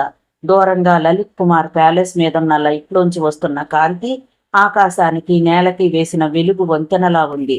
మసక వెన్నెల్లో మంచు దెబ్బల్లా మెరుస్తున్న ఇసుక దెబ్బల వైపు చూస్తోందామె. ఇద్దరి మధ్య చల్లని గాలి, ఒకదాని మీద ఒకటి ఒరిగిపోతున్న తెల్లని మబ్బులు. ఇంత అందమైన ప్రకృతిని పట్టించుకోకుండా మనిషి రకరకాలైన స్వార్థపు మాయలో పడి కొట్టుకోవడం అన్యాయం కదూ? పిడికిట్లోకి ఇసుకను తీసుకుని దూరంగా విసిరేస్తూ అందామె. నీలాంటి ధైర్యవంతురాల్ని నేనింతవరకు చూడలేదు అన్నాడు అతను. ఏ విషయంలో? అటు న్యాయం ఇటు చట్టం. అంటే నన్ను పోలీసులకు లొంగిపోమ్మంటున్నావా? నవ్వుతూ అంది మోహిత. ఈ పోలీసులు నన్ను పట్టుకోలేరు, ఈ చట్టం నన్ను శిక్షించలేదు. మళ్ళీ అందామె. ఎలా? ఈ ప్రశ్నకు మోహిత జవాబు చెప్పలేదు. అతని కళ్ళల్లోకి చూస్తూ వేళ్లతో అతని నుదుటి మీద జుట్టును సవరిస్తూ, మొదట్లో నిన్ను అనుమానించాను మైత్రేయ. కేవలం సెక్స్ కోసమే నన్ను అభిమానిస్తున్నట్లు నటిస్తున్నావేమో అనుకున్నాను. అందుకే అప్పుడప్పుడు నా నగ్నత్వంతో నిన్ను టెస్ట్ చేశాను. నిన్ను నేను ప్రేమించడానికి గల కారణం నీ నిగ్రహం, నీ వ్యక్తిత్వం. మొదట్లో నిన్ను ఈ నేరాల్లో ఇన్వాల్వ్ చెయ్యాలి అనుకున్నాను. నిన్ను పూర్తిగా అర్థం చేసుకున్నాక నీ సహాయాన్ని మాత్రమే తీసుకోవాలనుకున్నాను. నీ జోలికి పోలీసులు రారు, భయపడకు. లేచి నిలబడింది మోహిత. శ్రీ దత్త సచ్చిదానంద ఆశ్రమం దాటి పక్కనే ఉన్న వాగు పక్కన కూర్చుంది ఇందు. ఆమెకు ఒక్కసారిగా నందిగామ పచ్చని పంట చేలగట్ల మీద నవ్వుతూ తుళ్ళుతూ పరిగెత్తిన బాల్యం, ప్రాణానికి ప్రాణంగా ప్రేమించిన అమ్మా నాన్న, గదిలో బావ పెట్టుకున్న తొలిముద్దు, తనను రక్షించటం కోసం ప్రాణాలు కోల్పోయిన శ్రీ మహాలక్ష్మి అందరూ గుర్తుకొస్తున్నారు. ఆమె కళ్ళ వెంట నీళ్లు ధారాపాతంగా వర్షిస్తున్నాయి. పిడికట్లోకి ఇసుకను తీసుకుని అలల్లోకి విసిరేస్తోంది. సుడులు తిరుగుతున్న అలల్లా ఆమె మనసులోని రకరకాలైన ఆలోచనలు. చీరా జాకెట్ విప్పేసి బ్రా లంగాతో కూర్చుంది మోహిత. ఆమె వైపే కన్నార్పకుండా చూస్తున్నాడు మైత్రేయ. ఇప్పుడు నాకు బాగా తాగాలనుంది మైత్రేయ. బాగా తాగి నన్ను నేను మర్చిపోవాలనుంది. గంటల తరబడి మత్తుగా ఈ వెన్నెల్లో నీ ఒడిలో నిద్రపోవాలనుంది. తాగి నదిలో ఒక మొనక మునిగి వెనక్కొచ్చి ఇసుకలో పడుకుని ఆకాశం వైపు చూస్తే గడపడంలో ఎంత ఆనందం ఉంటుందో నీకు తెలుసా? ఆ ఆనందం నాకిష్టం. లేచి ఎదురుగా ఉన్న చెరువులోకి దిగుతూ అంది మోహిత. 15 గంటలు గడిచింది. నీళ్లలోంచి బయటకొచ్చి ఇసుక దెబ్బ మీద పడుకుని ఆకాశం వైపు చూస్తోందామె. మైత్రేయ, నా దగ్గరగా వచ్చి కూర్చో అందామె. ఆమెకు దగ్గరగా కూర్చున్నాడతను. అతని చేతుల్ని తన పెదవులు కానించుకుని ముద్దు పెట్టుకుంది. మైత్రేయ, ఒక మనిషి ఇంకో మనిషిని గుర్తుంచుకోవడానికి ఏం చెయ్యాలి అని అడిగింది. ప్రేమించాలి లేదా త్యాగం చెయ్యాలి, నెమ్మదిగా చెప్పాడతను. నన్ను నువ్వు గుర్తుంచుకుంటావా అని అడిగి అతని బొగ్గ గిల్లింది. అంటే ప్రశ్నించాడతను. ఆలోచించు అంటూ రెండోసారి నీళ్లల్లోకి వెళ్ళింది. చెరువు నీళ్లలో జలకన్యలా ఈదుతోంది. చిన్నపిల్లలా ఆడుతోంది. పెద్ద పెట్టున నవ్వుతోంది. మరీ లోతుకు వెళ్ళొద్దు హెచ్చరించాడు మైత్రేయ. నాకేత వచ్చులే నీళ్లలోంచి కేక వేసిందామె. మరో అరగంట గడిచింది. మబ్బులు లేని నిర్మలమైన ఆకాశంలో చంద్రుని నుండి రాలిపడిన వెలుగు మొక్కలా ఉన్నాయి చుక్కలు. చుక్కలు చెక్కిన చక్కని శిల్పంలా ఉన్నాడు చంద్రుడు. ఒడ్డుకేసి ఇసుక మీద కూర్చుని బ్రా లంగాలను తీసేసి పక్కన పడేసి మైత్రేయ వైపు చూసింది. ఇప్పుడు మోహిత వెన్నెల బొమ్మలా ఉంది. నేను చెప్పినట్టుగా చేస్తావు కదూ అడిగిందామె. చేస్తానేం చెయ్యాలి? కాసేపు ఆగాక చెప్తాలే అంటూ ఇసుకను తీసి ఒంటికి రాసుకుంటోందామె. నువ్వు నాకు ఇందును చూపించావు కావు అందామె. ఇందు? అవును, ఇందు. ఇప్పుడెక్కడుందో, ఎలా ఉందో చూపిస్తాను మోహిత, ఇందును చూపిస్తాను. ఇందు మనసు కూడా నీలాగే సున్నితమైనదే. మోహిత నెమ్మదిగా లేచి మైత్రేయ దగ్గరగా వచ్చి అతన్ని గట్టిగా కౌగిలించుకుంది. ఆ కౌగిలి చల్లగా ఉంది. అతని పెదవుల మీద గట్టిగా ముద్దు పెట్టుకుంది. ఆ ముద్దు స్వచ్ఛంగా ఉంది. మైత్రేయ, థ్యాంక్స్ అతని 2 చేతుల్ని పట్టుకుని అంది. ఎందుకు? ఆశ్చర్యంగా అడిగాడతను. తల తిప్పి నలువైపులా చూసింది ఇందు. ఎదురుగా ఉరకలెత్తుతున్న వాగు. భారంగా నిట్టూర్చి మనసులోనే దేవుడికి నమస్కారం చేసి ముందు కడిగేసింది. తడి ఇసుక మీద ఆమె పాదాలు భారంగా పడుతున్నాయి. దూరంగా అంతెత్తున పొంగుతున్న అలలు, పొట్టుకొస్తున్న నీళ్ల పాయలు. ఆ నీళ్లలో నిలబడింది ఇందు. నిన్ను మనసా ముద్దు పెట్టుకునే అరుదైన అవకాశాన్ని నాకిచ్చినందుకు అతని కళ్ళల్లోకి సూటిగా చూస్తూ అందామె. ఆ మాటలు అంటున్నప్పుడు ఆమె కళ్ళల్లో చిన్న తడి. ఆ తడి కనిపించదు. సారీ అందామె మళ్ళీ. ఎందుకు? ఇంతకంటే నీకేమీ ఇవ్వలేకపోతున్నందుకు. అతని చేతుల నుంచి విడిపడింది. నగ్నంగా నీళ్లల్లోకి దూకేసింది. మైత్రేయ వైపు చూస్తూ లోనికెళుతోంది. నెమ్మదిగా నెమ్మదిగా నెమ్మదిగా. ఆమె కాళ్ళు, చేతులు, నడుం, భుజాలు, పూర్తిగా ముఖం నీళ్లలో మునిగిపోయింది మోహిత. అర్థం కాక చూస్తున్నాడు మైత్రేయ. 10 నిమిషాలు, 15 నిమిషాలు. మోహిత, ఇంకా ఎంతసేపు? ఒడ్డుకురా అరిచాడు మైత్రేయ. జవాబు లేదు. మోహిత గట్టిగా అరిచాడు. జవాబు లేదు. గబగబా ఆమె మునిగిన చోటు దగ్గరకు పరిగెత్తాడు. అక్కడ మోహిత లేదు. మోహిత, మోహిత, మోహిత. నీళ్లల్లో కలిగి తిరుగుతున్నాడు పిచ్చివాడిలా అరుస్తూ. ఎక్కడా మోహిత జాడలేదు. చెరువు ఒడ్డు వెంబడి అరుచుకుంటూ పరిగెడుతున్నాడు. దూరంగా నీళ్లలో తేలుతున్న వ్యక్తి పరుగు పరుగున వెళ్ళాడు. పెనుకెరటం ఉధృతికి నీళ్లలో సుడులు తిరుగుతున్న వ్యక్తి. మోహిత, మోహిత! బలంగా ఆ వ్యక్తిని పట్టుకుని గుండెలకు హత్తుకుని ఒడ్డుకి తీసుకొస్తున్నాడు. అంతా చీకటి, చీకటి. ఇసుక దిబ్బల మీద ఆ వ్యక్తిని పడేసి మోహిత అంటూ ఆమె ముఖంలోకి చూశాడు. ఆ వ్యక్తి ఇందు. సత్యమా, స్వప్నమా? ఎక్కడో ఉండే ఇందు ఇక్కడ చెరువులో తేలడమేంటి? ఇందు, ఇందు! ఆమె తలను ఒడిలో పెట్టుకుని పిలిచాడు మైత్రేయ. ఆ పిలుపుకి ఆశ్చర్యపోతూ మెల్లగా కళ్ళు విప్పింది ఇందు. ఆమెకంతా అయోమయంగా ఉంది. బావా! పెళ్ళుబుకుతున్న దుఃఖంతో మైత్రేయను చుట్టేసింది ఇందు. 10 నిమిషాలు గడిచాయి. నిశ్శబ్దంగా ఇసుక దెబ్బ మీద కూర్చుని లోని అలల వైపు చూస్తున్నాడు మైత్రేయ. మోహిత మాటలన్నీ జ్ఞాపకానికి వస్తున్నాయి. అతని కళ్ళ వెంట కన్నీటి ప్రవాహం. అతని కన్నేళ్ల వెనక బాధ ఏమాత్రం అర్థం కాని ఇందు అతని ముఖంలోకే చూస్తోంది. కొన్ని సంఘటనలు విచిత్రంగా ఉంటాయి, మరి కొన్ని సంఘటనలు అనూహ్యంగా ఉంటాయి, కొన్ని సంఘటనలు మానవాతీతంగా ఉంటాయి. నీళ్లల్లోకి వెళ్లిపోయిన మోహిత ఏ దూర తీరాలకు వెళ్లిపోయిందో తెలియదు. దూర తీరాలకు వెళ్లిపోవాలనుకున్న ఇందు ప్రాణానికి ప్రాణంగా ప్రేమించి అతన్ని చేరుకోవడం కోసం నరకయాతనలు అనుభవించిన ఇందు మైత్రేయ చేతులకే చిక్కడం మానవాతీతమైన అద్భుతం కాదా? ఆత్మహత్య చేసుకునేందుకై శ్రీదత్త సచ్చిదానంద ఆశ్రమానికి దగ్గరలో ఉన్న వాగులోకి దూకిన ఇందు వాగు ప్రవాహానికి కొట్టుకొచ్చి మైత్రేయ మోహిత కూర్చున్న చెరువులో పట్టం నిజంగానే అద్భుతం. ఇక్కడికి ఎలా వచ్చావు? ఎవరి కోసం చూస్తున్నావు? మైత్రేయను చూడగానే దుఃఖమంతా మరిచిపోయిన ఇందు అడిగింది. నిన్ను చూడాలని చచ్చిపోయే ముందు కలలుగన్న వ్యక్తి కోసం అన్నాడతను. ఆమెకేమీ అర్థం కాలేదు. సరిగ్గా అదే సమయంలో మోహిత కూర్చున్న ఇసుక దిబ్బ మీద హ్యాండ్ బ్యాగ్, ఆ పక్కనే మెరుస్తూ చిన్న టేప్ రికార్డర్ కనిపించింది. గబగబా దాన్ని అందుకుని వణుకుతున్న చేతులతో ఆన్ చేశాడు. డియర్ మైత్రేయ, 3వసారి నీళ్లల్లోకి నేను వెళ్ళాక మళ్ళీ వెనక్కొస్తానని ఎదురు చూస్తున్నావు కదూ, అందుకే ముందుగా నీకు సారీ చెప్పాను. నీకేమీ ఇవ్వలేకపోతున్నానని చెప్పాను. నా జీవితాన్ని నీ సమక్షంలో ఇలా నీళ్లకు అంకితం చెయ్యాలి అనుకున్నాను. నాకిప్పుడు ఎంతో హాయిగా ఉంది. నన్ను వెతికించే ప్రయత్నం చెయ్యకు. నీలో నీరుగా కలిసిపోని. నువ్వు చూపిన ప్రేమకు నీకు ద్రోహం చేశాననుకోకు. నన్ను శపించకు. ఒకవేళ శపించాలనుకుంటే ఒక్క క్షణం ఆలోచించు. నిన్ను నేను నిజంగా ప్రేమించాను మైత్రేయ. నాకు పెళ్ళయ్యాక నువ్వు కలిసినా నా భర్తను వదిలేసి నీతో లేచిపోయి వచ్చేసేదాన్ని. కానీ నేను దుర్మార్గుల కామానికి దారుణంగా బలైపోయిన దాన్ని. స్వచ్ఛమైన ఆత్మతో మనసుతో నన్ను ప్రేమించిన నువ్వు నాతో గడిపినప్పుడల్లా నీకు ఆ దృశ్యాలు జ్ఞాపకానికి వచ్చి నువ్వు మదన పడకూడదు. మన మధ్య మానసికమైన దూరం పెరగకూడదు. నన్ను నీకు స్వచ్ఛంగా అర్పించుకోవాలి. ఆ అర్పణలో నేను ఆధ్యాత్మికమైన ఆనందాన్ని పొందగలగాలి. ఈ మధురమైన స్పర్శ అణువణువులో నిన్ను నేను దాచుకోగలగాలి, పరవశించిపోవాలి. ఆ ఆనందంలో నేను తడిసి ముగ్ధమైపోవాలి, పువ్వునైపోవాలి. ఈ జన్మలో అది సాధ్యం కాదని నాకు తెలుసు. అందుకే నీ జ్ఞాపకాలలో పదిలంగా పవిత్రంగా ఉండాలని కోరుకుంటున్నాను. నేను చట్టం దృష్టిలో నేరస్తురాలనైనా భగవంతుని దృష్టిలో కాదన్నది నా నమ్మకం. ఇంకో విషయం, నీ పిలుపు కోసం, నీ ప్రేమ కోసం, నీ స్పర్శ కోసం జీవితాన్ని బాధలమయం చేసుకున్న అమాయకురాలు ఇందు. ఎక్కడున్నా ఇందు నీది. ఇందు నీకు దక్కుతుందనే నా నమ్మకం. ఇందుతో హాయిగా బ్రతుకు. ఆ బ్రతికే నువ్వు నాకిచ్చే ప్రేమ కానుక. ఈ కొద్ది రోజులలో నీ సాన్నిధ్యం ద్వారా నాకు అనంతమైన మానసిక ఆనందాన్ని, సంతృప్తిని ఇచ్చినందుకు గుర్తుగా నాకున్న ఆస్తిని నీ పేరు మీద ట్రాన్స్ఫర్ చేశాను.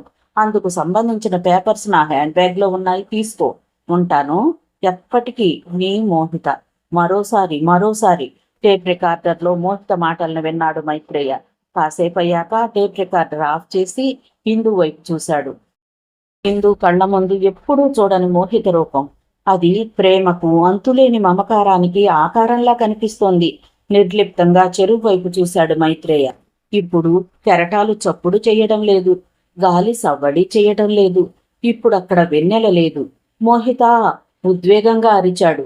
లేచి ముందుకు నడిచాడు. నిశ్శబ్దంగా కదులుతున్న అలల్లోకి నడుస్తున్నాడతను. అతని కళ్ళ వెంట కారుతున్న కన్నీళ్లు. మోహిత మునిగిన చోట ఆగి దోసిళ్లలోకి నీళ్లు తీసుకుని కళ్ళకద్దుకున్నాడు మైత్రేయ. పక్కనే వచ్చి నిలబడిన ఇందు వైపు చూశాడు. ఇందు నుదుటిని ముద్దు పెట్టుకుంటున్నాడు. నీళ్లల్లోంచి బయటకొచ్చి ఇసుక దెబ్బ మీద నుంచుని చెరువు వైపే కళ్ళార్పకుండా చూస్తున్నాడు. బావా, నెమ్మదిగా పిలిచింది ఇందు. మోహిత హ్యాండ్ బ్యాగ్ను తీసుకుని అతని చేతిని పట్టుకుంది. మసక చీకటిని మరికొన్ని గంటల్లో మెరుపుల వెలుగుగా మార్చటానికి ఆకాశం సిద్ధమవుతోంది. ఇసుక దెబ్బలు దాటి రోడ్డు మీదకొచ్చారిద్దరు. రోడ్డు మీదకొచ్చి మళ్లీ వెనక్కి చూశాడు మైత్రేయ. సమాప్తం. కథ విన్నందుకు ధన్యవాదాలు. ఈ నవల మీకు నచ్చితే ఒక లైక్ చేయండి, షేర్ చేయండి, నా ఛానల్ని సబ్స్క్రైబ్ చేసుకోండి, నన్ను సపోర్ట్ చేయండి. మీరు ఇచ్చే ఒక్క లైక్ నాకు, నా ఛానల్కి ఎంతో సపోర్ట్ని ఇస్తుందండి. మీ యొక్క విలువైన అమూల్యమైన సలహాలని, సూచనలని కామెంట్ రూపంలో తెలియజేయండి. Thank you. ఉంటానండి.